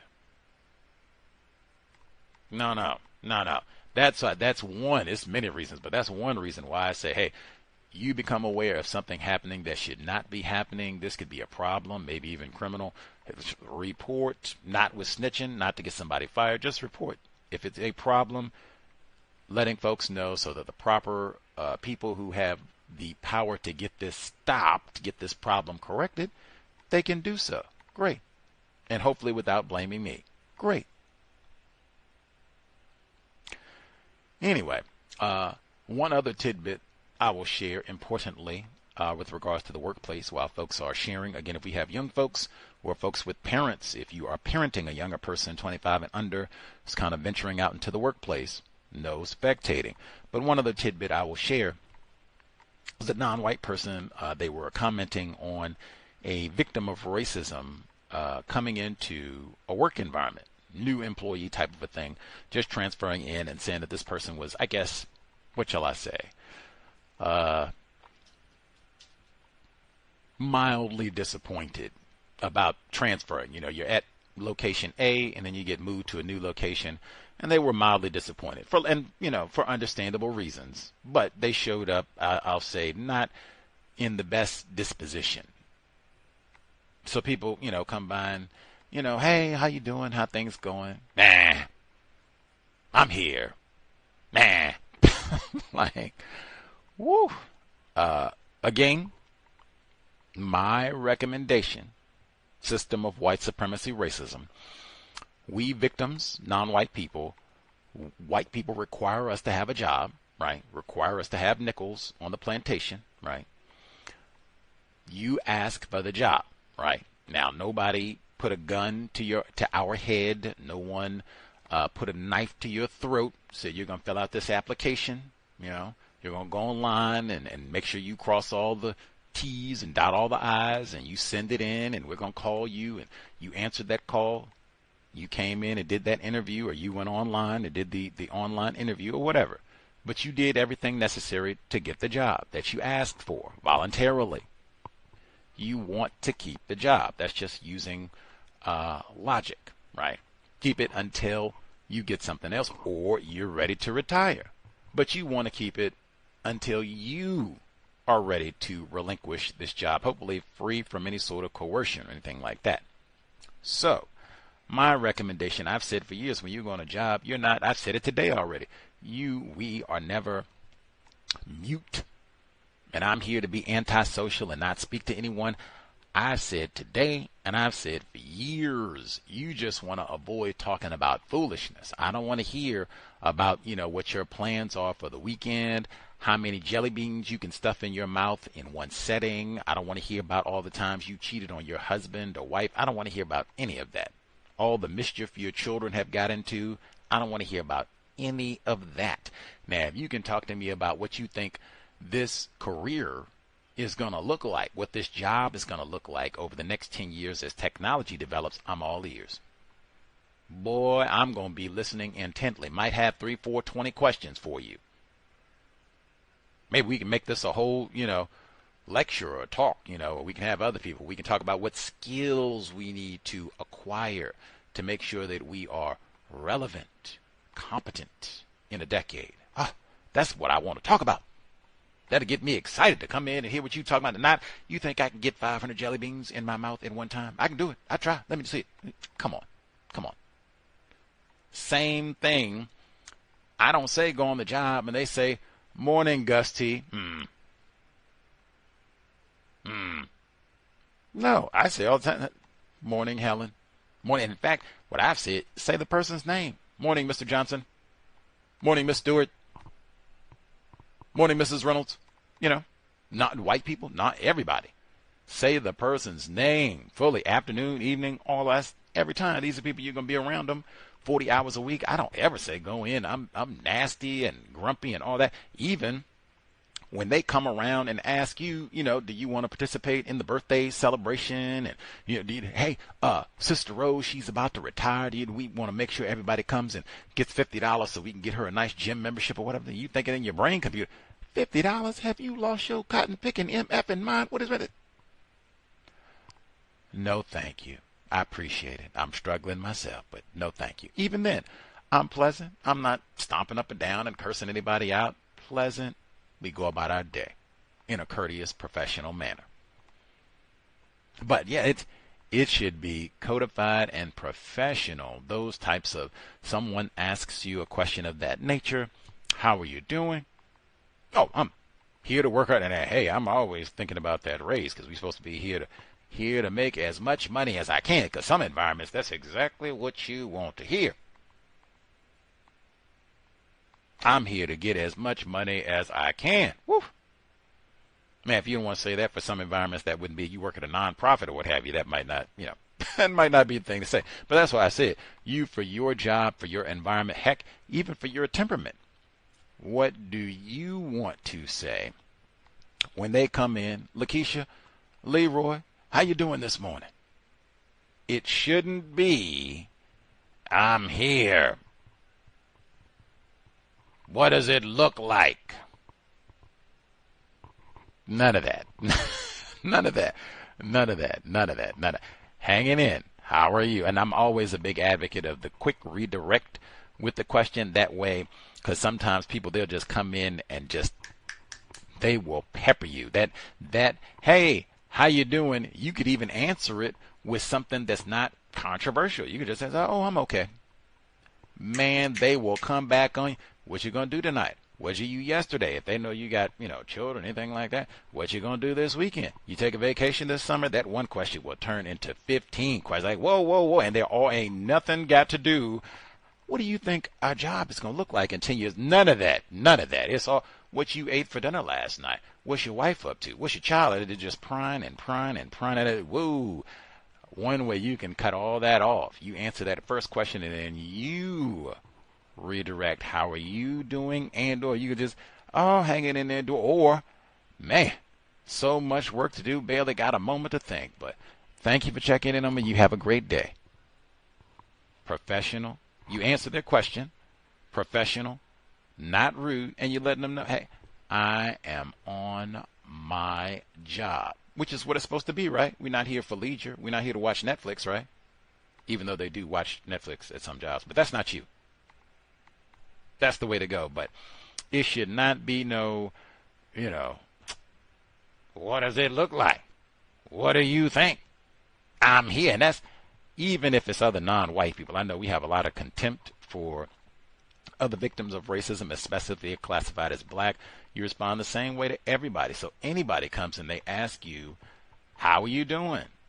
What's going on? Oh, I'm doing as best I can. How are you doing?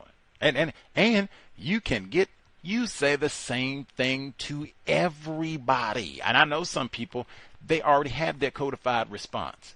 Doing the best I've heard that, doing the best I can. Now you got, given the circumstances, doing the best I can. And you just say that every day. It doesn't matter. You just hit the lottery and won $1 million. I think I'm going to get fired at the end of the day. I think I'm a privileged black male and I'm dependent on my black female partner's federal job to make sure that I have housing and food and broccoli in the refrigerator. And I think they might have furloughed her. Oh, my Lord, what are we going to do? We can't rely on Leroy. Oh, Lord, even if that's the case. How you doing? Best I can. How you? Which is true. It would always be true. It would always be true. Whether it's, oh, no, they can't rely on Leroy. Oh, no. Or, hey, she didn't get furloughed. Woo! Leroy still got broccoli as long as that black female got a job. Woo! And we just hit the line. Woo! Yes! Now we ain't got to worry about no count Leroy at all. We're going to have plenty of broccoli with the lottery winnings. Either way, I'm doing the best I can. And I'm not telling them about neither. I'm not telling them about my anxieties about having to depend on Leroy for the family's well-being, or we just hit the lottery. We on easy. I'm not telling them neither one. Even if I work with all black people, I'm not telling them neither one. That's not what I'm paid for. The only thing I said is workplace duties. What's this job going to look like in 10 years? Something construct. Like I said, I'm not here to talk about your personal business. I'm not here to talk about my personal business. Now, this victim, it went from, hey, how you doing today? What does it look like? I'm here. It went from that to talking about and revealing personal information on the job. Oh, this is why I say we have to talk to our offspring about, the workplace. What to do, what not to do. So many things. It would just be a simple matter of don't talk about your personal business in the workplace. I don't know if it's painful or not, but a big one in my opinion, if you work with white people or non-white people, generally speaking, nobody cares whatever you're talking about. I think my husband might be cheating on me. I think my wife might be cheating on me. My child is about to run me crazy. I can't believe the school year is about to start up. You know how many times they called me to come down there last year? Nobody cares. Nobody sympathizes. What I said before, you should think. I'm talking to people who might have a say-so today, 5 years from now, on whether or not I get a raise, whether or not I get a promotion, whether or not I keep this job. What I'm opening my mouth up to tell them is this going to be advantageous to me getting that raise? If I'm opening up to tell them that, my partner is a no-count worthless coon, oof. Talking about my children, what I don't like about other employees here. None of that is going to, in my opinion, that's what I want to come to their mind when it's, does Leroy deserve this promotion? Let's think. What's my experience with Leroy? What's Leroy talking about? What's in my memory banks? I do not want it to be, man, he was talking about his baby mama is a coon. Remember that?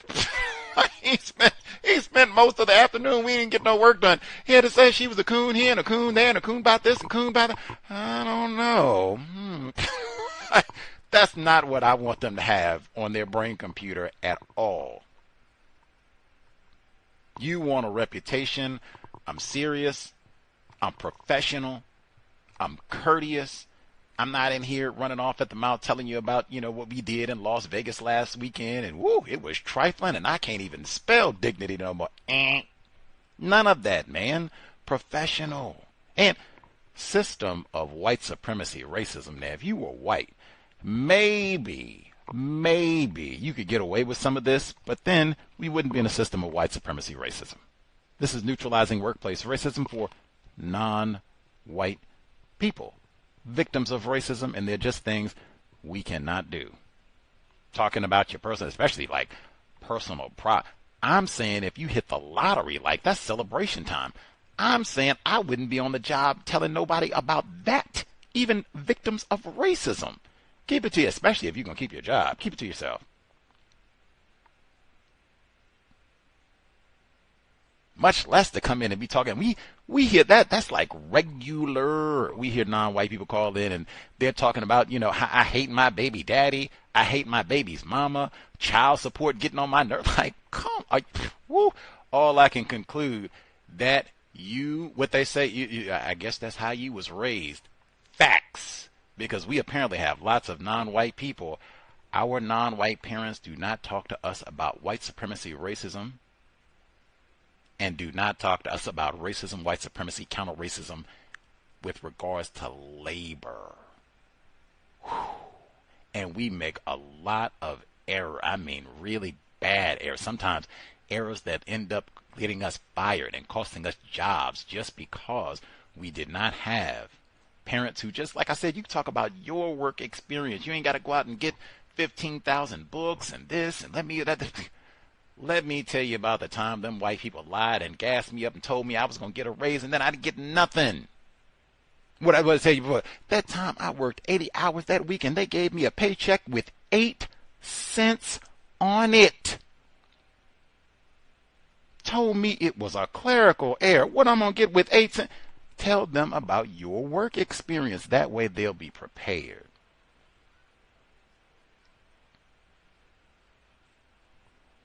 Any hoodles. Let's see. Folks who dialed in. If we got young people, don't be spectating 25 and under. Or if you are a parent and you have offspring who are in that grouping, 25, like mid-20s and, recent college grad, or maybe they're college senior, whatever it is, or they went trade school route, all that. But younger folks trying to get a job, what has the conversation been like? What have you said? Let us know. Let's see. Folks who dialed in with a hand up. Retired firefighter, caller at the courthouse. Both should be with us. *61 for other folks as well. Greetings, everyone. Gus, I don't think I qualify for any of the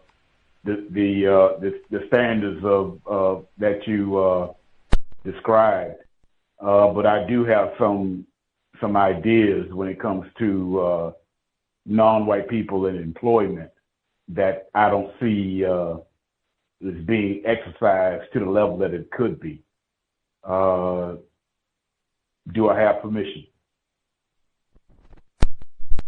Oh, let's hear it. Yeah. In all different types of professional education, whether it's public school, private school, charter school, and even homeschool, what I don't see, even from the time when I was in grade school, was a sufficient enough blueprinting to young people about employment. This is why you are studying this form of math, is for, and how that would be practical to what that person would have as an adult, that sort of thing. I don't see that enough. And all of a sudden, 12th grade, and you go to wondering, unless you are dealt with privately by someone, or you are lucky enough to have met a counselor that was gifted to be able to instruct you. Most young people don't have the blueprint. I know I didn't when I went through grade school. And I mean, it could be something like how Mr. Fuller divided up the people activities in by 9, and just, I mean, there should be a teaching position for several people at a school to actually teach that to children. Actually teach that. It should be as significant as passing your math course. It should be as significant or more.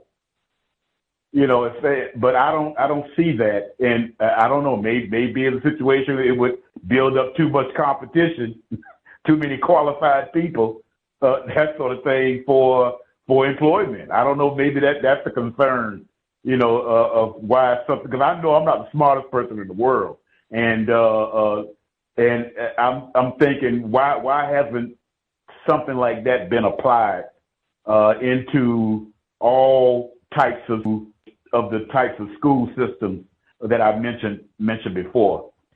Secondly, as I mentioned before, the fire department is in the path of hiring, and they are actually have a situation now that I noticed of putting a entire Dade County Fire Department station out of going on calls, and what they do with the people coming to that's interested in the job to come to that station, and they will put on demonstrations for those young people, and even evolve them into some of the activities that is going on. And so it's I don't know, maybe it's a situation whereas they have been admonished for not hiring enough people. I don't know, but because they actually are putting some stations out of duty to take on this task. So it's something actually that should be taken advantage of. One thing that I have heard that is very disappointing to me is that one of the firefighters, black female, she's actually a chief, that's been organizing people. I mean, I guess she's in a situation where they can't say black people, but young people, but for the most part, it's black people that she's dealing with. And when she approaches or have approached black males, some of them stated that they're not interested in a job because they would have to cut their locks off. And that right there, I'm like scratching my head. I don't really understand that as being a reason to disqualify yourself of the opportunity to get on a job that at least takes care of a lot of significant things like a livable salary, health care insurance, and retirement. And I don't know. I mean, unless that hairdo is something that is significant to you in a lot of other ways, it's just a hairdo when it comes down to it, where I think about it. But anyway, that's what I'm reporting for today. Thanks for listening. That is interesting. That is fascinating. The hair. Wow. Hair has come up so frequently for so many reasons. The first portion was important too, in terms of it should be taught in schools in terms of the real world application of the system of white supremacy in terms of whatever it is that you're learning, how this applies, why is this relevant, this is going to help you in your career, in life, all of the above. Absolutely. But that last component about the hair, one, because in many locations, at least in the U.S., I don't know about other parts of the world, but at least here in the U.S., many specific states, so-called, have been putting in laws. They have like the Crown Act and other names for them where it's, hey, Leroy and Lakeisha can wear their hair however they want to. If they want to do cornrows, locks, twists, box braids, whatever. Leroy and Lakeisha, that's their Negro cultural heritage and pride.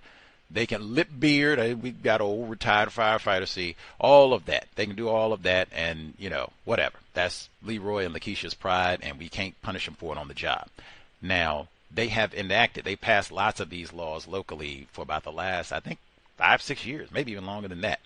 I've said consistently, who is going to enforce this? So if Leroy's on a job and he has cornrows and, you're unprofessional, we don't like all that, get on out of here. And they might not even say all that. They have right to work states and such, so they might not even tell you why they fired you or why you didn't get your foot in the door to begin with. They won't say it's because you had those locks or you had those box braids or cornrows or whatever. You just didn't get a second interview or whatever. And particularly now you got AI, so, the AI might have been programmed. We don't do cornrows, man. So that's one. That's what I mean about this conversation would have to start way back. Way back. If you started your locks at 12, 13, I'm not even saying not to get them, but that would be something to think about when it comes job time, because even 2025, there still might be. Certainly things have changed a lot. I would say tattoos and hair. Used to be you couldn't have any visible tattoos and get a job. Certainly that has changed. You can almost have face tattoos and run for president or governor now.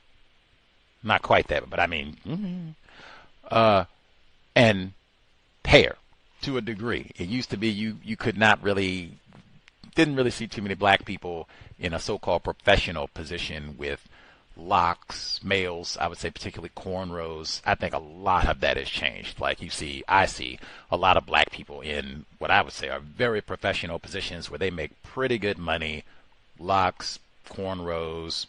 I don't hear anyone say that they, are not professional or whatever the case may be. But it still could be. We are still in a system of white supremacy racism. So it could still be a problem. That would just be, I certainly don't want to tell anyone how to style their hair and stuff, but it's, I said lots of times, in my view, people classified as black, things like black hair and black hairstyles end up being a lot more important than they should. We're just trying to replace white supremacy with justice. Cornrows are not the end-all be-all.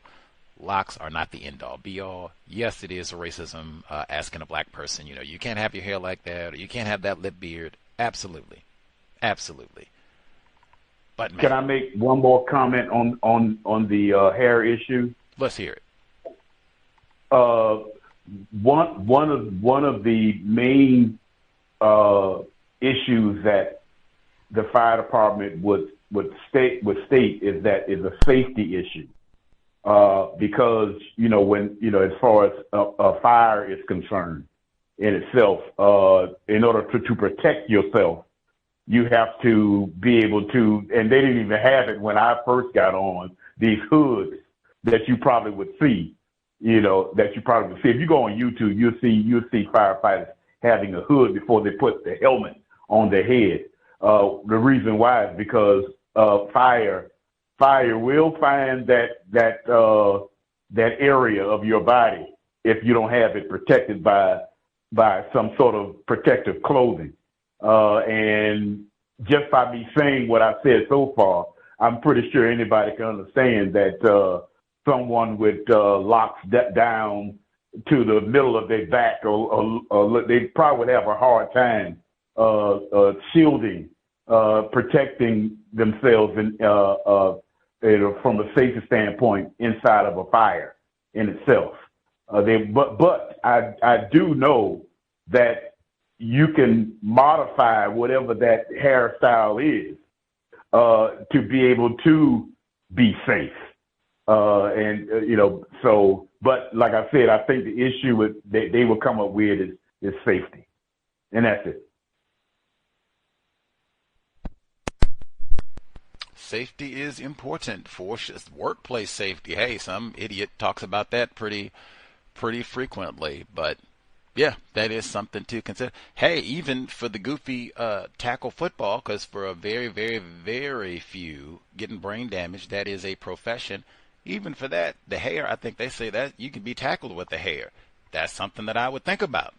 Like, So are the locks that important? My Negro pride and heritage and culture, like, by the time it gets pulled the third or fourth time by somebody who weighs 300 pounds, I might have to reconsider my Negro pride because they'd be snatching my scalp out. Like, I don't know if the locks down, maybe I wait and grow the locks down my back after I retire from the brain damage. Then I grow my hair down the back because I can't pull my hair then, see. Might have to do it that way. It's the same thing for the fire department, see. Yeah. Any hoodles. But now let me get back to get to do it the correct way. What is important is hair.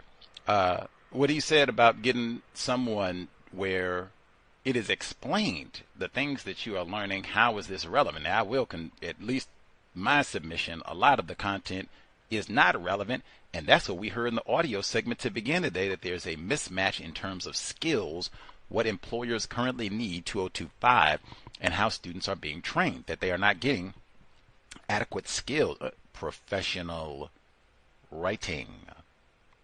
But they said that is a big one. So there probably is some frustration with non-white people, and it's probably been like that for years. I know Fuller talked about that too, in terms of it being a lot of nonsense, white supremacy taught in schools as opposed to applicable skills that you actually need, especially given, all of the advancements in technology and just education that you need now, and real zest for knowledge and curiosity that one has to have for a whole life now. Like, no, that frequently is not being taught. Hey, you might be on Zoom. We had COVID and all the rest of it. So, yeah, it is. That is needed, and that is probably not where they don't have someone who has that position or a class of that nature, if you will. Because one, it might highlight how a lot of the stuff that is taught is total nonsense, like in every way, absolute total garbage. That might be one. And then two, wow, as he said, it might be that we end up with a lot of people who are super skilled. They are competent. They can do professional writing. They are on time, early, willing and ready to work, and we're still not gonna hire them. Yeah, we don't want that either. We don't want. Yeah, we're not there. No need to have such a position. That said, though, that is what you could be doing. That could be a part of the dialogue that we, for non-white people who have offspring, talking to your child about. This is how the things that you learn in school, this is how it could be used, especially if they start talking to you about their career interests. These are things that you'll be learning right now that will be applicable on the job that you're thinking about. You can start doing that right now, and yeah, that way they might be a little more attentive, at least in those subjects, while they are in school, and may take that into consideration when they pick their classes if they have any sort of autonomy in that area. Let's see. Much obliged, retired firefighter. If other folks have thoughts on the hair component, because that comes up so frequently. I know so many black people have had problems on the males and females. Males and females have had problems on the job about hair, how it's styled, being accused of being unprofessional. You need to shave, even from a safety component, because I think for the armed services, it's the same thing. I've seen where a lot of black males and black females have got in trouble about hair. Sometimes it's a beard, sometimes it's cornrows, sometimes it's locks, whatever the case may be. But Negroes and hair, constant problem. Like, is that something that people talk about, even like I said, from a young age? Is that something dads, when their son begins shaving? Okay, Leroy Jr., I know it's great, and you got your little beard, and check you out. Leroy is a man. Car. Okay. For some jobs, that might be a problem. And even, hey, I'm one of those. My skin is kind of sensitive. I don't really like that close, especially if it's going to be like a razor, like, woof, the razor bumps and all that, no problem. Or understood. I think a lot of black males, because I think they've said that many black people have skin that is sensitive and more susceptible to razor bumps, that sort of thing. We don't do all that super close shave, many of us. Thinking about for your career, jobs where that may not have an impact. Same thing with hair. If you have a child, they get locks. Something to think about. And again, I'm of the opinion, de-emphasizing hair. This is not, call it the crown accent. We are about replacing white supremacy with justice, not bragging about how many hairstyles I have, and this my cornrows are the end all be all of my identity and what I'm about. Like, are you serious? I mean, you can have great hair and be proud of having great hair that you take care of, and you look great. Maybe you even, get to go out and do models for shampoo commercials and all that. Great. At the end of the day, under the system of white supremacy racism, Negro hair cannot be our priority of black culture, or even what we think about every day. That is absurd. That is absurd. That is absurd. In fact, We've heard the suggestion for the workplace: get one hairstyle that does not attract attention, and that's it. That's the only way your coworkers ever see your hair. Not going in here to impress you all and coming, boom, and I got different color and boom, boom. None of that. None, because we didn't come to have no conversation about my hair. We came to talk about me getting a raise, me getting a promotion. That's what we came to talk about. Money. Hey, I have a lot more money to spend at the salon. I get that promotion. Facts. That's what I've said on the program. So I'm big time about de-emphasizing. It cannot be, you say black culture, it's not replace white supremacy with justice. It's box braids and cornrows. I could throw up. But that's facts. That's what it is. You go out and ask black people, what's black culture? They are not going to say replacing white supremacy with justice. They are not going to say counter racism. Locks. I heard that during Black History Month in 2025. That's what I heard for black culture. Locks. Cornrows. That is a disgrace. But we can do better. But I mean, you can't do better if you don't, not truthful about what is. And that is. Let's see. Other folks who dialed in, if you have commentary to share, caller at the courthouse with us, Octavius in New York. Greetings, Gus, callers and listeners. Do have commentary about the hair. I did have a scenario at one point with a manager. He actually brought me in from another company because we had worked well together. He was also non-white. During that time frame, I didn't have a beard, and I grew one during COVID just because we weren't really going out that much. So when I was brought back into the office and he saw the beard, his immediate reaction was, "What's up with the beard? Why are you doing that for?" And the beard isn't something that's out of control. It's kept well shaved. It's the same way every time. There are no funky colors with beads in it or anything. So I was kind of thrown off. But his higher up, and this is where I felt comfortable, his higher up, he was a white male, basically was like, "Hey, like the beard, keep it up, keep doing your thing, blah, blah, blah." He was more, I don't know, basically as long as he was okay, then I knew that I would be okay in this scenario. And that was a little bit of an awkward, weird moment, to say the least. The hair also is something I'm concerned about with my son. He has dreads, and I do think it may cause issues with him getting a job without being, as they say, hooked up, somebody bringing him in, because a young adult with dreads, it doesn't sit well with the general public, unfortunately. As common as it is in our so-called communities, it doesn't sit well with the higher-end general public, unless, like I said, he gets pulled in through a friend of a friend and gets a connect. I think that's the easiest thing for him. And speaking on my son, one of the things that I did speak to him about was changing his job course or career goals, so to speak. Just being a little bit more nuanced, because he is in media and deals with illustration, graphic design, which, as we all know, AI can do this at the drop of a hat. So it's a very tough space to be in, I think. I tell him to still keep working on it, still putting pen to paper, because I do think that creative ability is extremely important to just be able to do that as an individual for yourself. And if you choose to continue doing it, do it, but also get into something that he likes, which is carpentry. He likes it. He thinks the field is cool. He just wants to get some more experience in it and get some understanding of what it all fully entails before diving, going fully into the work.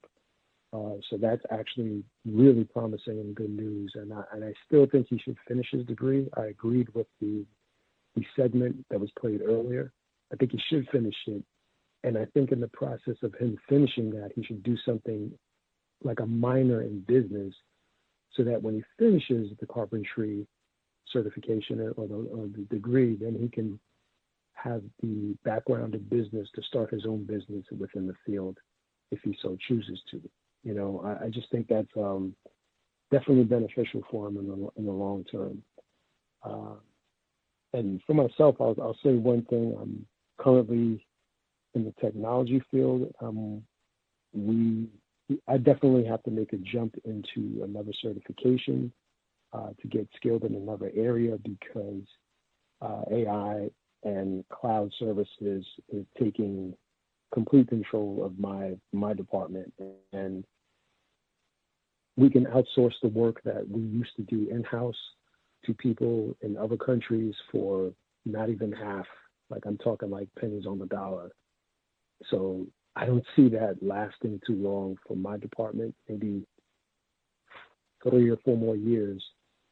So I'm already making steps and getting prepped ahead for another skill set, another certification to withstand and hold on to while I'm making my transition into the next field. But that's all I have for now, and I will mute my line. Thank you.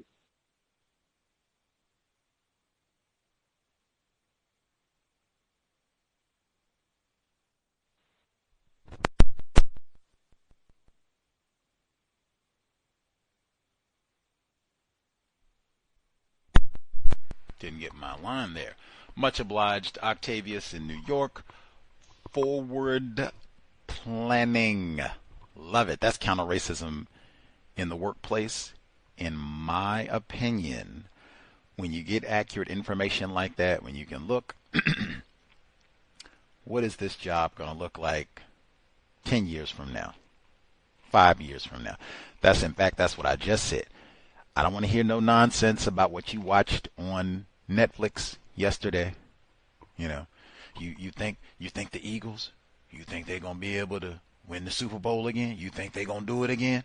Old Jalen them? I don't care nothing about that, man. I don't care if our family had season tickets to every Eagles game for the last 50 years. I wouldn't care about nothing. Man, hey, same thing I said. It'll be a lot easier for us to get them season tickets. I get this raise. And or I find out early, I don't think we're going to have a job in 10 years. I'm going to go ahead and be making moves now so that I can get on up out of here. Because, wow. And that's the way offspring have to think and be trained to think 2025 moving forward. I have to think way ahead. It can't be I go to school, invest all this time and energy, or whatever it is. You know, I go to a vocational program, apprenticeship, whatever. I invest all this time and energy, money to go learn, you know, to do X, Y, and Z, and then come find out, wait a minute, you saying in 5 years, this isn't, we're not, man. I did all that, and now I got to start. Man, that's the world that we live in. So constant learning and thinking about the future, which I guess Negras, we are not trained, I don't think, to process and think that way, but that's the way it should be. Thinking about the future, and particularly with our career and work. The future. Because even if it's something as simple as rideshare, something of that nature, like, man, you think all the driving, all this might be automated in 10 years? Ooh.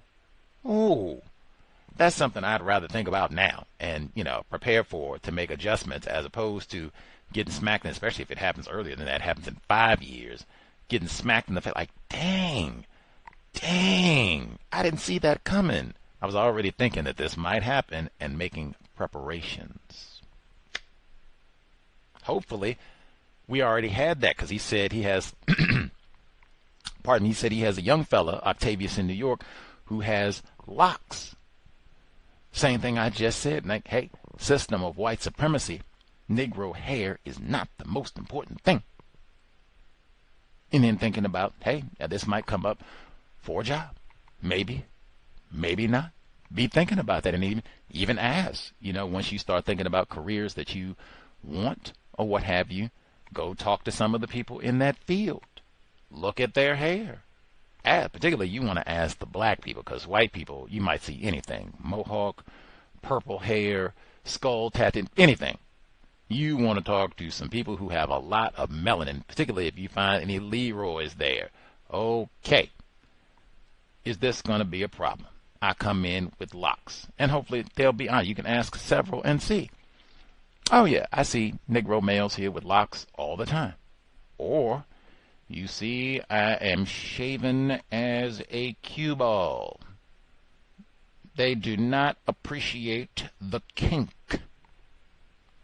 And then you can make a decision about all that, yay or nay. But I said, same thing with the football. Because I don't think the NFL, I don't think they have no, we don't appreciate the kink. I do remember the NBA, they had, we do not appreciate the kink. They were going to make Bill Russell shave.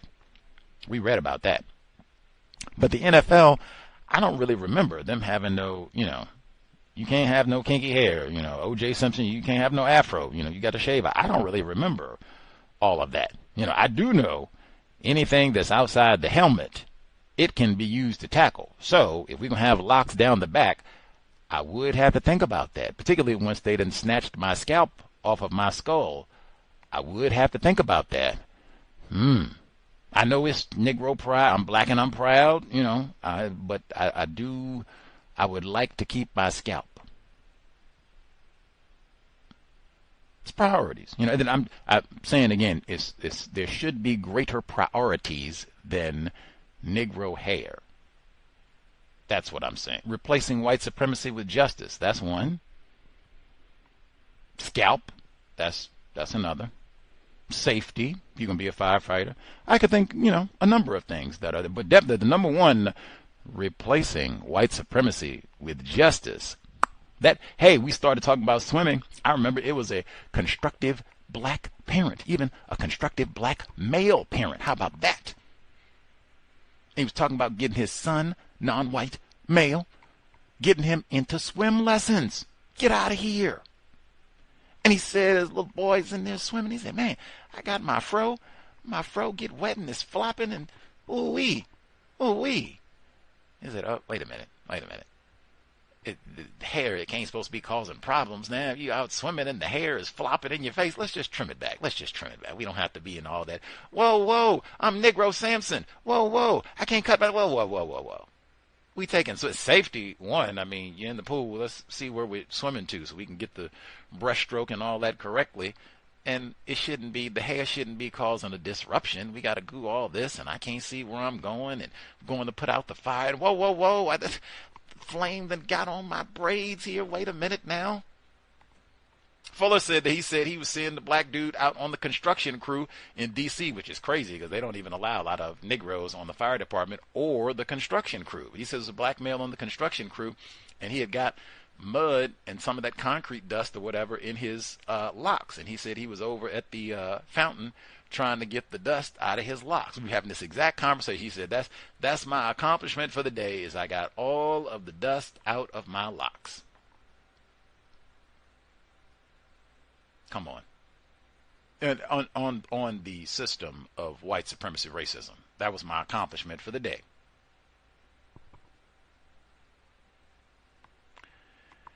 Let's see. Our caller at the courthouse in Florida, if you have commentary to share, proceed. Yes, sir. May I be heard? Yes, sir.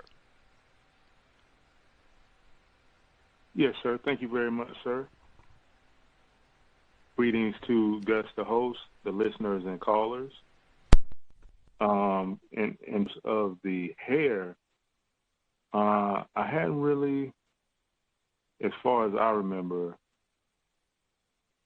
heard anything mentioned about hair. Now, a suspected racist, Gus, I think I shared this, where she said one of her non-white children hair looked like a lion's mane or something like that, like said something racist. this leads me on to talking about how some of the white people, at least 3 white people, have been bringing their offspring onto the job, like toward the end of the day. And I'm quite sure there's got to be some kind of a policy and procedure against that. And another victim of racism, I believe, it was reported to me that she asked the supervisor, black person, would she be able to bring one of her little boys onto the job to wait, I guess, for a little while toward 5 o'clock. And she hadn't got a response about it yet. You know, so I've seen one white child walking around the office, and then I think it was some kind of gossip that went on. And the white woman, that's the HR, even saw the little white boy come in through the upstairs. And then the day after that, he was downstairs in the break room. So I wanted to mention this first because it seemed like this started all happening around the same time more recently, like in the last maybe 5 weeks, 3 or 5 weeks or something like that. Like one boy was at the library across the street, and then he would come over to the courthouse building through the back door, from what I'm hearing, around like a little after 4:30. And it doesn't seem like nothing's been said to this white woman supervisor, okay? And I seen the 3 non-white offspring of the white woman one time when I walked through the area where the records area is, close to where I'm at. So I'm like, man, I don't see nobody, you know, black engaged in doing anything like this. So it was at least 3 different people that had their child. 2 of them are white supervisors. Okay. My second thing I'd like to share is a recent white woman has been hired at the cashier position. The person who was there before her is being asked to train her, this new white person. So now with this white person is someone that the HR lady knows. I guess so she used her as a reference. So the white lady HR is coming back and forth over to the area where this new person started. And it was like really frequent. And I'm like, why hadn't she done this with the other new hires, you know? And a black female said, wow, I haven't seen you walking over here that much or walking around this much. You know, like, what's going on? And then she didn't really answer the question. She just started just laughing or whatever. You know, I'm just checking on things, stuff like that. So, I mean, she could have this white person trying to watch the black people and trying to spy or whatever, surveillance, you know, things like that, because there's black people that work at the counter where this white person is. And the black person that's training her, the white guy, right, who I mentioned, unprofessional and, you know, don't know how to talk to people, he didn't even really want her to come back. Like, she got pregnant. And, you know, it's reported that they were saying they was not going to have the budget to facilitate her keeping her job. But yet, it's August now, and a new person, white person, can come in out of nowhere. And this person is training her, but she hadn't gotten her second checklist yet. So it's been some issues and some clashing going on there. There was supposed to be a new person starting in the area where I'm at, the segregated area. A black person quit back in May. And apparently not. She didn't do well at her job that she took. I'm not sure what happened, but I think she's somewhere else now. But there was a person back in June that was supposed to take the job, and she said, she's not going to be able to start working.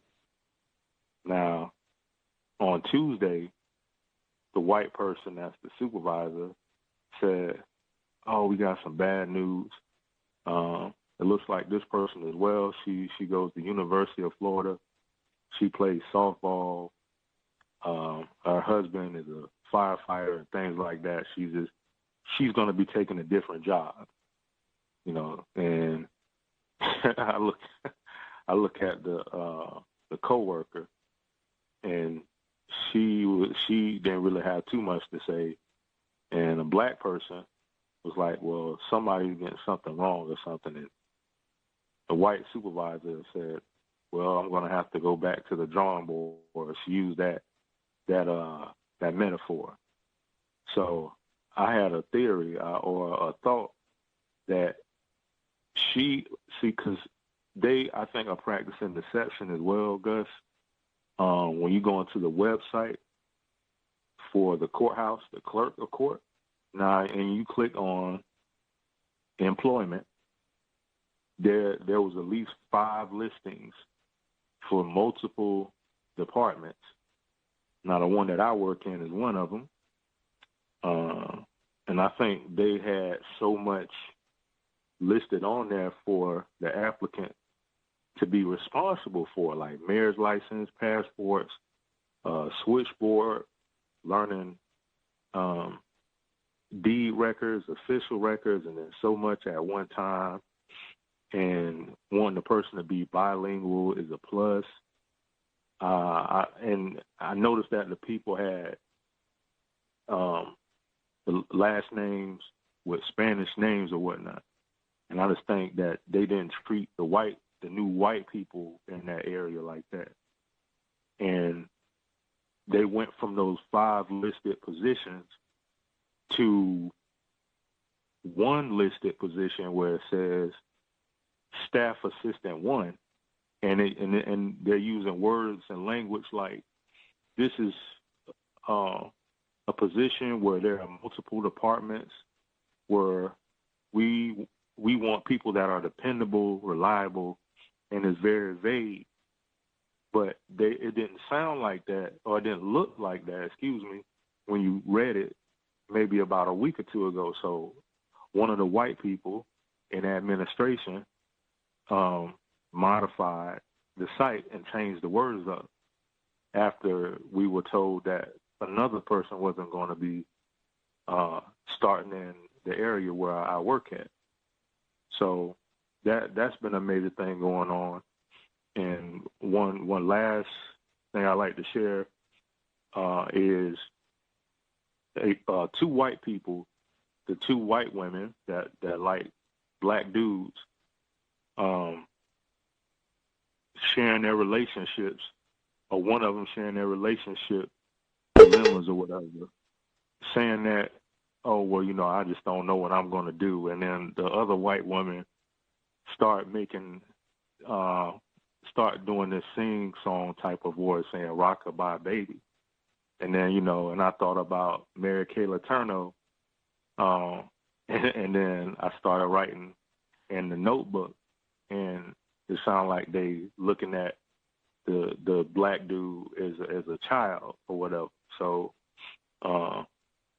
that's all I'm going to end on right there. And thanks for allowing me to speak.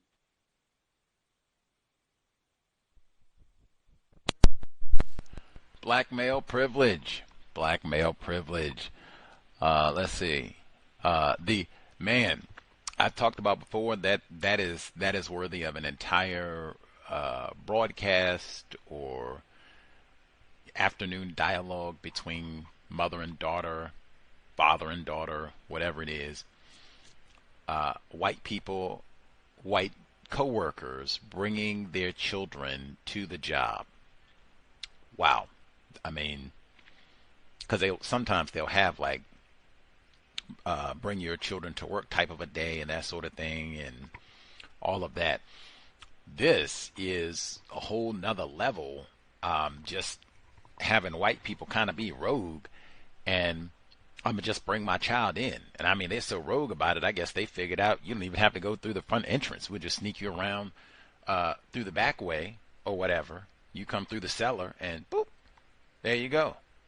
Now, I love the questions. Love it, love it, love it. You don't have to go in and protest and why is this white cracker allowed to do this and yum, yum, yum. You don't have to do any of that.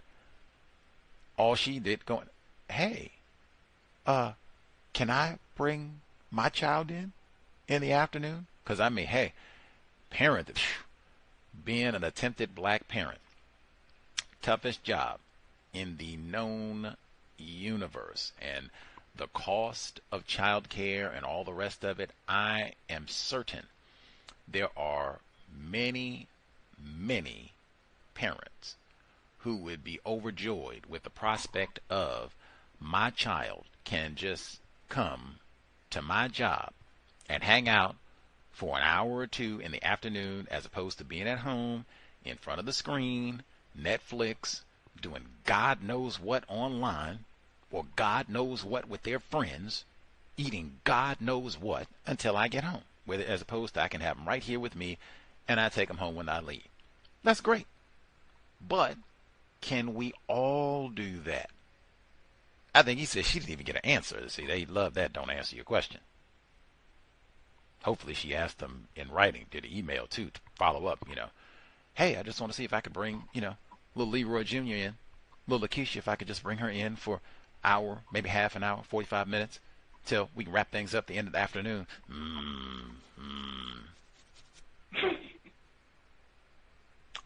Why is it that, I mean, sometimes they have policy about this thing, because, I mean, so many people have children. I mean, this is not a nursery.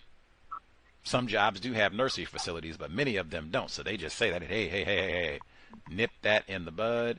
Don't be bringing your children here. That's not what this is. We have too many employees to have 20, 30 children from ages 4 to 15 piled up out in the lobby or whatever. We don't even, where are they going to sit at, man? Like, come on. They don't even get along. Some of them are Negro. I mean, come on. And the same thing, is this going to be allowed for everybody? Everybody can bring their child in and how long does this go? Do you just get 30 minutes? Do you get an hour? Do you get 3 hours? If they have a snow day or if they have a hurricane evacuation or what have you, they cancel school, can they come and stay the whole day? Come on. Said they got a new hire. White person, and I think it was a white woman, and they got the white woman in the segregated area. Now they got to come and, hey, this is going on, check, come back. They leave, they come back, hey, what is it? All right, they come back. He said he had already noticed that our caller, he said the other black female said, whoa. Man, I haven't seen you this many times over here. What's going on? What's did you forget something? What's all this? Same thing. Didn't answer the question. Like she was nervous. You got all these niggers. I gotta check on my white sister, make sure y'all ain't Negro male might have raped her. Who knows? Keeping an eye on. Gotta keep an eye on things. Just never know. Now he's told us before that you get new hires. And they don't do all this hand-holding, as they call it. That's the term we've heard before. Even in fact, when they get a white person, we'll make sure Susie gets off to a good start. They don't do all this when they hire new black. They don't hire new niggers, but when they hire new black people, period, they don't do all this. Wow. got to double and triple and quadruple check on you through the shift, make sure everything is all right. He said they didn't even want our white sister to come in there and get the job. He said, my white brother, unprofessional, doesn't know how to talk to folks. Say, we don't need her. Good. What is it? Good riddance to bad rubbish. Get on out of here. Yeah. And they said, wait a minute. Well, we can bring her back. She's already trained. And see, that's what I said. You're unprofessional. You don't know how to talk to people. We're going to bring our sister back. Come on in here. And they bring her right on back. Now, that seems like that might be a little cronyism. I don't know if she got relatives, but I don't know. See, white people, they always got that back door. Just like the child he started with. See, they don't even come in through the front door. They always got that back door, even if it's illegal. Yeah. Now, let that be some other black people. Let it like it. Black brother, he'd been working at the courthouse for going on 15 years. Mom worked there for almost a quarter century.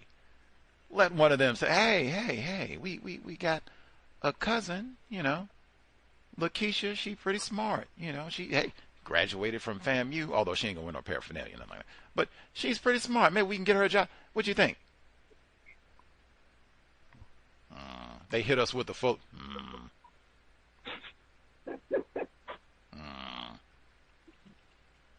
We'll get that. Won't answer our question. I bet we'll get back to you. We'll get back to you. Think we hit our quota of niggers. Like, okay. But they found budget room, everything. Even she even had other white people said, "Nah, we don't even need her back. Shut up. We got her. We got our whites. We're gonna look out. We got your back." As is the case with white people. Even like I said, white people don't even have to like each other. It might be that other people felt he might have had valid reasons. The white dude who said he didn't want her, he might have had legit reasons, for why he didn't want her back. It could have been something petty too, but maybe he did. Who cares? Doesn't matter. We got your back if you're classified as white. And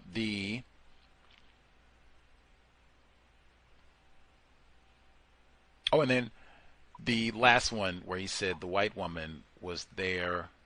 The white woman was there once again gossiping, talking about her personal business, which is what I said earlier. Out of all the things in the world that are happening in the workplace, that should be the last thing that we should have to hear about. Like, oh man, and they gonna get all and it's so tacky. It's always so tacky. He said talking about this privileged black male as though he's a child. If we heard it, correctly, which I'm pretty sure that's probably what it was, because that's always what we hear in the workplace. At least, unless my memory is bad, it's that sort of dialogue all the time. Even sometimes it seems like when non-white people are grousing about their baby daddies or whatever, respectively. But I remember it was a white woman specifically, since that's the context this time around. It was a white woman specifically, and she was talking about her black male, I think husband, not just baby dad, but saying that he had got sick, maybe COVID, and not no COVID. Stop acting crazy. You don't wash your hands. No count. Savage don't even wash his hands around here talking about it's COVID. You don't wash your hands. Go wash your hands right now. Like, same thing. Same thing, talking in public at work, complaining my no count Negro male husband. Worst thing I've seen in the world. Lord Jesus. Like we got 4 children like I got 5 children, 4 children and a baboon or something like that. It's just make it a television show, got to train him to wash his hands and everything. Like, Lord Jesus. That sort of thing. Doesn't get any better than tacky. And we said this before, frequently, non-white people, myself included, we would think, oh, she's married to a black dude. She couldn't be a racist. What do you mean? She's got, what I just said, 4 or 5 little multiracial children. Got pictures, all over her desk and everything. Brings them, maybe she sneaks them in too at 4:30 through the back door. I don't know. But she can't be a racist, And a lot of us would say, non-white people, that many people complain about their husband, wife, boyfriend, girlfriend at work, which is true. This is still an act of racism. All of these things could be true, and this would still be an act of racism. maximum racist aggression, I would submit. But either way, and just further justification why I said we're not on the job to be talking to a white person or a non-white person about their personal, who they're married to, how tacky their arrangement is. None of that. We want a reputation in the workplace. You want a reputation for being serious, professional, competent. That's what you project. That's how I dress. That's how I carry myself. That's how I talk all the time. I don't have decorations and gnomes, Valentine's hearts and nonsense on my desk.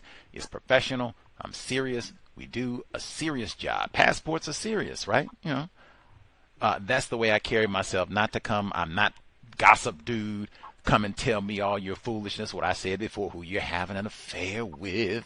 Ooh, I need to have an affair because my husband is so like. None of that. None of that. None of that. A lot of times they'll make the Negro person, they will make you the designated. I come and, tell all my nonsense, my fool talk when I'm wasting time. But it's nothing serious. It's not raise time. It's not promotion time. Oh, yeah, I'll come and, do a little fool talk with the niggers, maybe help y'all do the dozens, talk about whose mama is the lamest. But then I'll go back up when it's, serious time. leave you all down in the basement. Any hoodles. Much obliged. Does not get any better than tacky. Really, through and through. Lots of that. And it's even the not answering your question in the workplace. That is pretty tacky because most of these were serious questions and things that could be easily asked. Can I bring my child in the afternoon to hang out for a little while? No. Okay. Duly noted. Might have another one. Why not? Why could she bring her child, but I can't bring mine?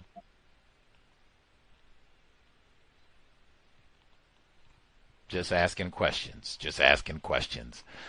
Let's see. Bay Area mommy should be with us as well. You have see.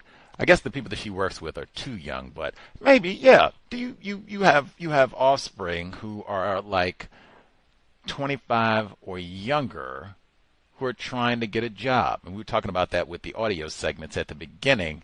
And it seems so chaotic and frustrating and confusing. The word they used, demoralizing, being 25 in a system of white supremacy racism and trying to get a job. Your offspring, have they talked to you about, man? And they said that demographic specifically, people who are 25, college graduates actively seeking a job, it's been particularly demoralizing. Have your offspring talked to you about job prospects of 2025?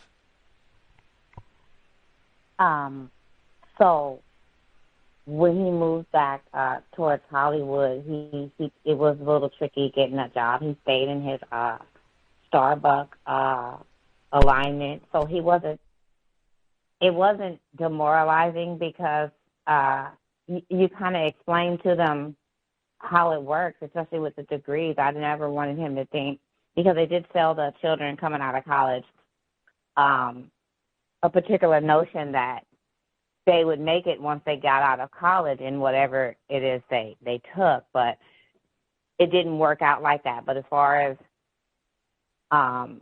demoralizing, no, it's just he has to show his work as he's working, because he's not expected to perform. Even now, he's a team lead wherever he just jumped into that, and someone asked him, how'd you get in here so quick, or how did you become team lead so quick? And the gentleman also asked him, you went to college, huh? So for him, no, but I think it's different because he doesn't view, his logic is different, so he's not viewing it the same, because he knows it's a chance he may not get the job, or he may get put in a particular area to where they're not hiring people like him. So, no. My workplace racism. So, School started back 2 days ago for the regular children. TK and K, or transitional kindergarten, and kindergarten started on Monday. It's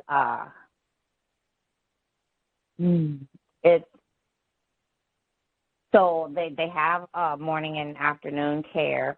Before we all got to school, they do we've been to professional development since the 21st. We even have one tomorrow, and there's no school tomorrow. These PDs are rather intrusive. They want you to tell a lot about yourself. So instead of having the people on salary, or maybe some of the people over you, the managers, do these where am I now, they're making everybody do these where am I now. So tomorrow we have to sit through somebody telling their whole personal life story, because that's how they do it.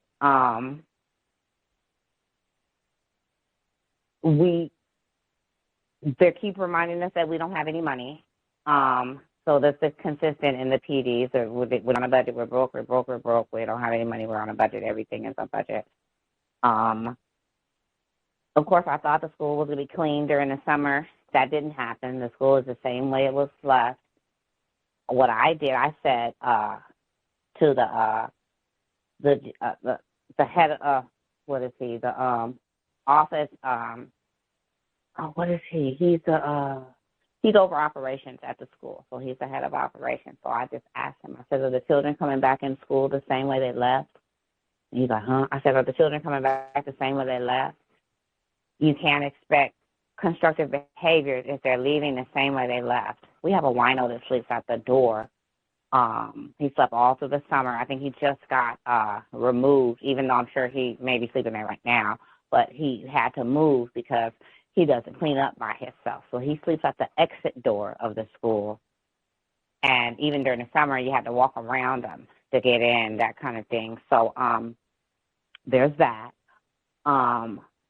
There's people that, so say for instance, okay, the boss is coming today, this is her baby, the school is her baby, but the baby, it's kind of like the baby that you had with maybe one of your siblings or something. So yeah, it's your baby, but you're not that attached to this baby, so that I just don't understand. It's the baby. So, everybody had to be good yesterday because this lady's coming to check on her baby. But, like I stated, the school psychologist left. They have not been able to replace this person. They speak as if they miss her, but I know this lady, so I don't think they miss her. They just miss not. I think they wanted her to do things like put the children on IEPs unnecessarily without doing the proper protocols.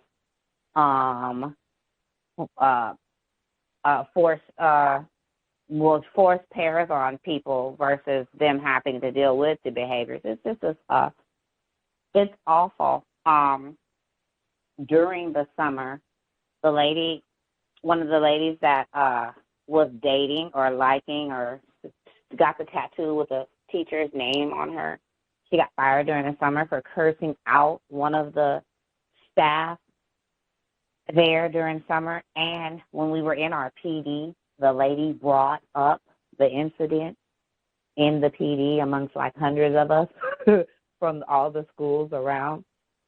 And someone even mentioned it today, how the lady had brought it up. But what the lady also said was, if it wasn't for me, because I was just talking to her because she was very excited, and I just said, well, don't react, just do your spin off, don't say anything, because the lady ended up calling me when this girl was talking to her like that. So I said, no, just take it to the proper protocols, and that's what she did, and she didn't explode. But the girl ended up not being able to work back at the school, but she came to the school yesterday to come see the kids for whatever reason. I don't know why you would do that, but her child goes to school there, but there was no reason for her to come upstairs to us. But the vice principal kind of just shoot her, just, okay, see you later, we'll see you at pickup time. So just those kind of uncomfortable vibes. And even when she did come for open, or maybe back to school, because I was in charge of passing out shirts, she had her brother come while she lingered around in the school trying to catch this man in his classroom, by himself, just that kind of stuff. Even after you're fired, just that kind of stuff. So now there's rules about no groping. They may have been in place, but they came up now. No groping, no touching, no the attire. So the way I come in a uniform, I guess that's kind of what they want, but you don't have to dress like me. But last year I came in the same shirts or kind of shirts that the children wore. It just didn't have this name on it, and I wore black pants and, regular shoes, not flip-flops and all that, because you're working with children, you can't wear that kind of shoes. So now there's like no little mini skirts, no spaghetti strap shirts, halter tops, and this is in real life what the adults are coming to school in flip-flops. They're not ready to deal with children at an instant. So then nobody just flip-flopping around. Even the gentleman, the guy that identifies as a lady, he wears those little Daisy Dukes. So now he can't wear his little Daisy Dukes and flip-flops. So he said, yeah, they're talking about me. So it's not just you. And those bodysuits, the one girl wore a whole bodysuit, like exercise. I don't know what's up with these leggings uncovered, but they'll wear that to work. So I'm going to do the best that I can to work with these children during my PD day, just to share what I stated is here I am now. I'm a mother. I'm here in reality because I'm trying to see how come the children didn't fare as the same as my son. They didn't come out the same. Their education, they went to the same school, the same district, but I have different outcomes. And I also wanted to see why the children on the spectrum weren't, what's going on with the children on the spectrum when they're not in school. So, and just with me, I kind of connected because I look at West Oakland and then I look at us. So when we were children, we didn't have to come inside until by the time Soul Train went out, we were able to stay outside until maybe the sun came up. Not the sun came up, the sun went down, or a little after. Even the cooler kids, they could stay out later. Me, I had a watch, so I had to be in by 7:30. But all the other kids, they could stay out later. And then I said, with the children of West Oakland, maybe they got that a little bit of that too, because we were allowed to stay out like that. Maybe the parents figured their kids would be safe like that too, being able to just do what they want, but the times are a little different. So I'm here now to help as many children that need help that I can help while I'm here. And then that was it. But a lot of people shared like way personal information, and I think those things are for the people that pay you to know so much about you, so they'll know how they could use you or force you to do what they say by maybe everything that you went through, all the stories that you share, your personal information. They kind of use it against you or use it to guide you, because the paras, they don't make a lot of money, paras and instructional aides, but they need their jobs. So if I could just pull on your heartstrings by some of your trauma and situations, I can just kind of keep you there. So I just wanted to share that, and I'm sorry I keep missing, but it's so much going on. I feel it's so overwhelming at the schools, Gus. And even now, we're not even equipped for what's going on. We have a child that's third grade. He might be 7 or 8. He's in the room with me with the little boy in the other room. So they turned the room, the larger area where the little boy in the closet or in his office is, they turned that large area into a space for just this one boy who is at least 150 pounds in an extra large Depend. Of course he's black. Of course he can't talk. And of course he has 5 iPads because they can't not be charged. They must be charged. This is his 3rd day there. We allowed him to come a day early just to get the fill of stuff. He already been snatched up the person that he's working with hair, and somebody to just walk into the door, just snatched her by the hair. They're trying to figure out the antecedent.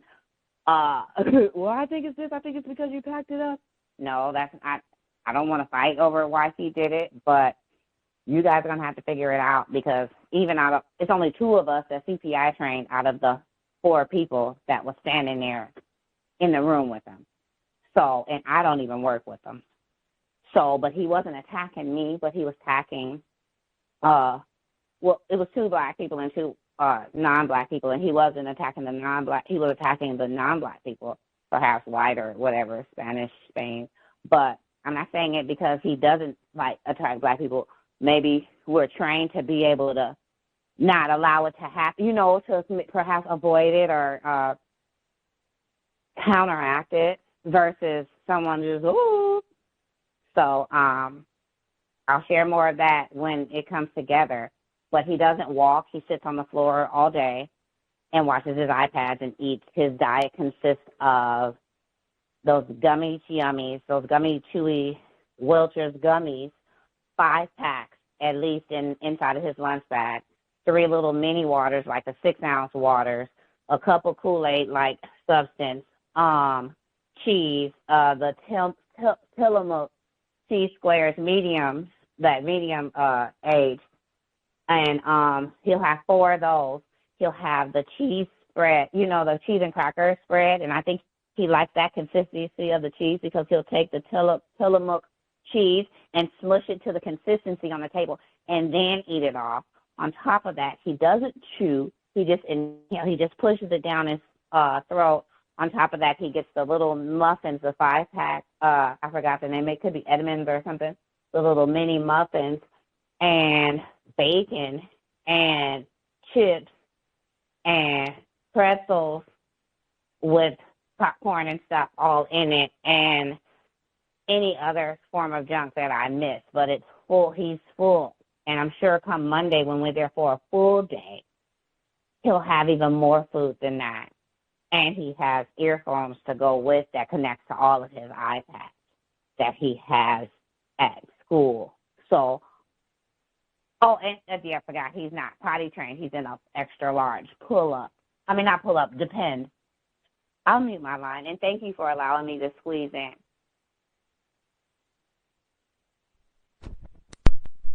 Man, how much does this little fellow weigh again? Between 140 and 150. How old is he? 7 or 8, 3rd grade. I haven't been able to pull up his BIP or anything because he just came, and since he's not with me, I don't have the BIP, but I have to jump in because I'm the only one qualified aside of the case managers to deal with such a being. Well, much obliged, Bay Area mom. Black male privilege. Did you hear that diet at the end there? Now, I mean, now really, come on. All of the educated people in the building. I mean, I don't think they just snatch people off the street. Until they could have snatched the dude who sleeps in the doorway, the wino or whatever. You have to step over him to get in the building. They could have got him. You need a job? Be better to get a place to stay. You come there and teach a class or two. They could have just grabbed anybody. I think you got to have some sort of, certification, maybe even have a degree or two. Nobody. So wait a minute. This little dude is 8, 7. He weighs more than most of our staff do. What? You can't have 5 packs of gummies. We'll get to the iPads later, but you can't have 5 packs of gummies. You can't have 10 packs of cheese. The spread, I mean, come on. I mean, who is going to learn, do really anything constructive? I ate 5 packs of gummies. All that sugar, I'm going to concentrate. She said all the Kool-Aid and all that. Like, come on. Not one responsible person. They're in California. that's one of the states, one where you got farmers markets all year round. The same farmers market that I went to and bragged about, where they had grapefruits, pomegranate. It's summertime, so it's really foolish down there now. Watermelon, grapes, anything you can think of. Maybe not pomegranates because it's not pomegranate season, but still, they can make up for that because I got all kinds of goodies at the farmers market. They could go and get all kind gummy. Are you serious? You are in California. They got the good yellow watermelon. And you eating gummies, all that wax and sugar, food coloring, and then not just one pack. Not just one pack. We spent 5 packs. All that cheese, that's just fat. What is all that for? Water. I think that's about the only good thing. We're in California. Did you hear any fruit? We're in California in the middle of the summer. Cherry, peach, honeydew, water, gummies. Anyway, I did think it was important, she said, talking about her own offspring, Bay Area scholar, that he had correct expectations, which goes right back to what we talked about at the very beginning of the broadcast.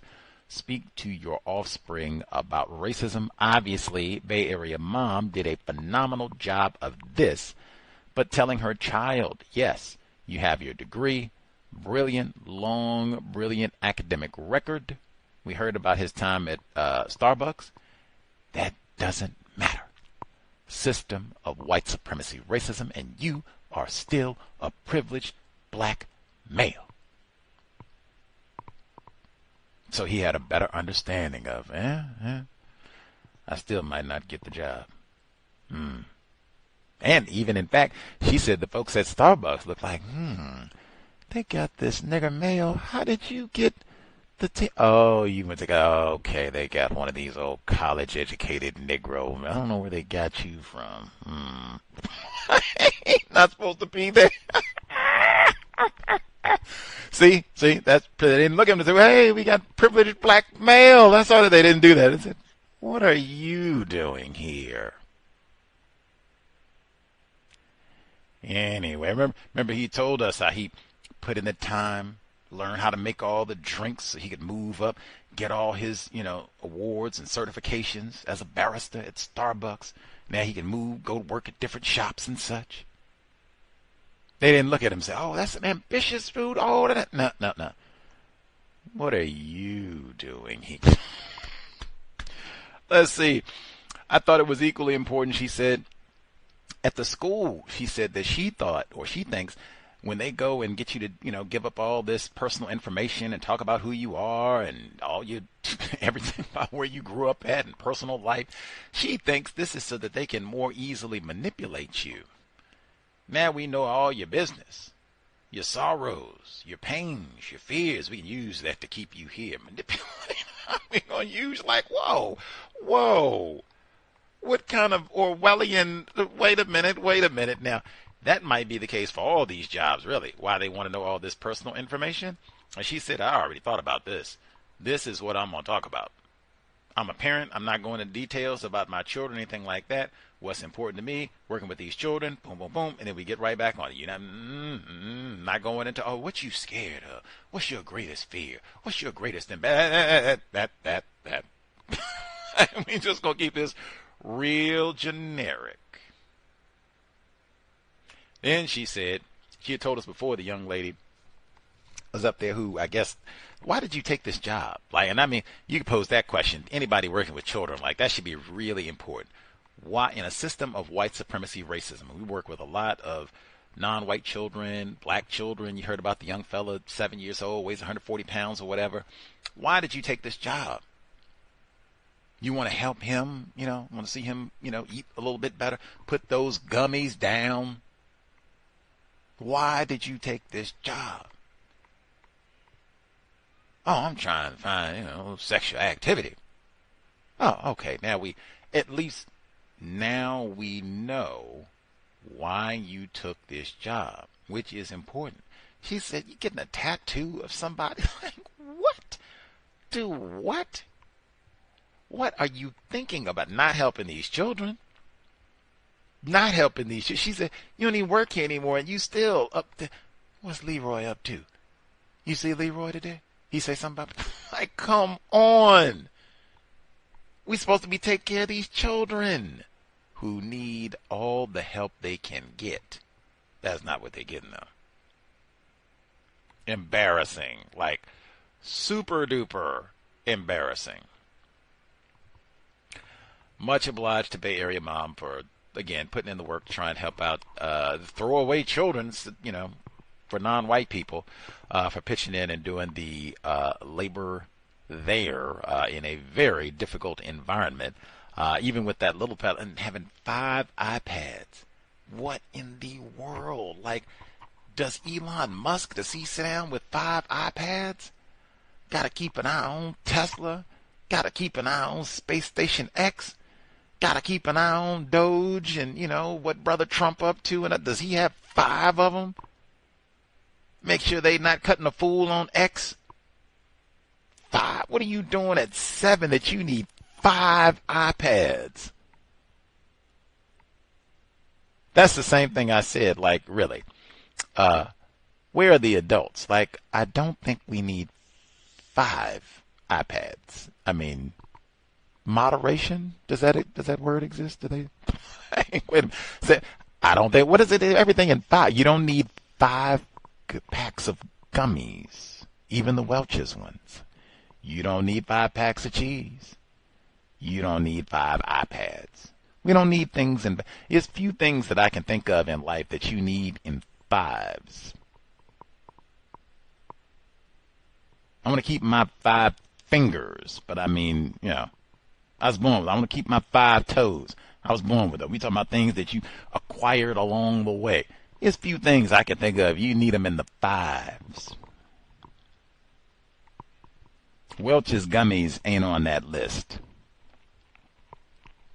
Cheese ain't on that list either. I would say Kool-Aid. He had a whole lot of stuff. Water, that might be one. Water might be one. If you get 5, get water by the gallon, you get 5 of them. Hey, the folks in Flint, I'll take it. Folks in Jackson, Mississippi, I'll take it. Folks in Milwaukee, I'll take it. Few things. I think he had one on the whole list that, yeah, you need that in 5s. The rest of it, come on, man. Come on, man. Anyway, we will be here tomorrow. Catherine Massey Book Club, Mary Kay Letourneau, Greg Olson's If Loving You Is Wrong. Audio section number, or our 7th installment, and we'll be here for the compensatory call-in this Saturday, 8 p.m. Eastern, 5 p.m. Pacific. Again, if people 25 younger, you hear the archive, you can write in, let us know what is it like being a young person starting your career in this environment of white supremacy racism, and or if we have attempted parents and you have young people who are in that age group and they're, you know, trying to get that career off to a beginning. What are they telling you? How is it going for them? Have you been able to give any helpful suggestions, or are you just as confused as they are, which they've said is the case frequently for many parents because it is such a chaotic environment? Let us know. We'll continue the dialogue. Sobriety would be best under conditions of white supremacy. We need fully functioning brain computers to solve our problems. Creator, help us stop saying not all white people practice, not all white people are racist. Help us maximize our time and energy to replace white supremacy with justice immediately. Remind us not to waste non-white people's time and energy, especially our own. Stop producing throwaway offspring to be raped by Mary Kay Letourneau. Stop gossiping. Stop name-calling people classified as black. Replace white supremacy with justice immediately. Cal signing out. Thanks all for tuning in. Nigga, you so brainwashed. I'm a victim, brother. Problem. You're a victim. Man, I'm a victim of 400 years of conditioning. Shut up. The man has programmed my conditioning. Even my conditioning has been conditioned.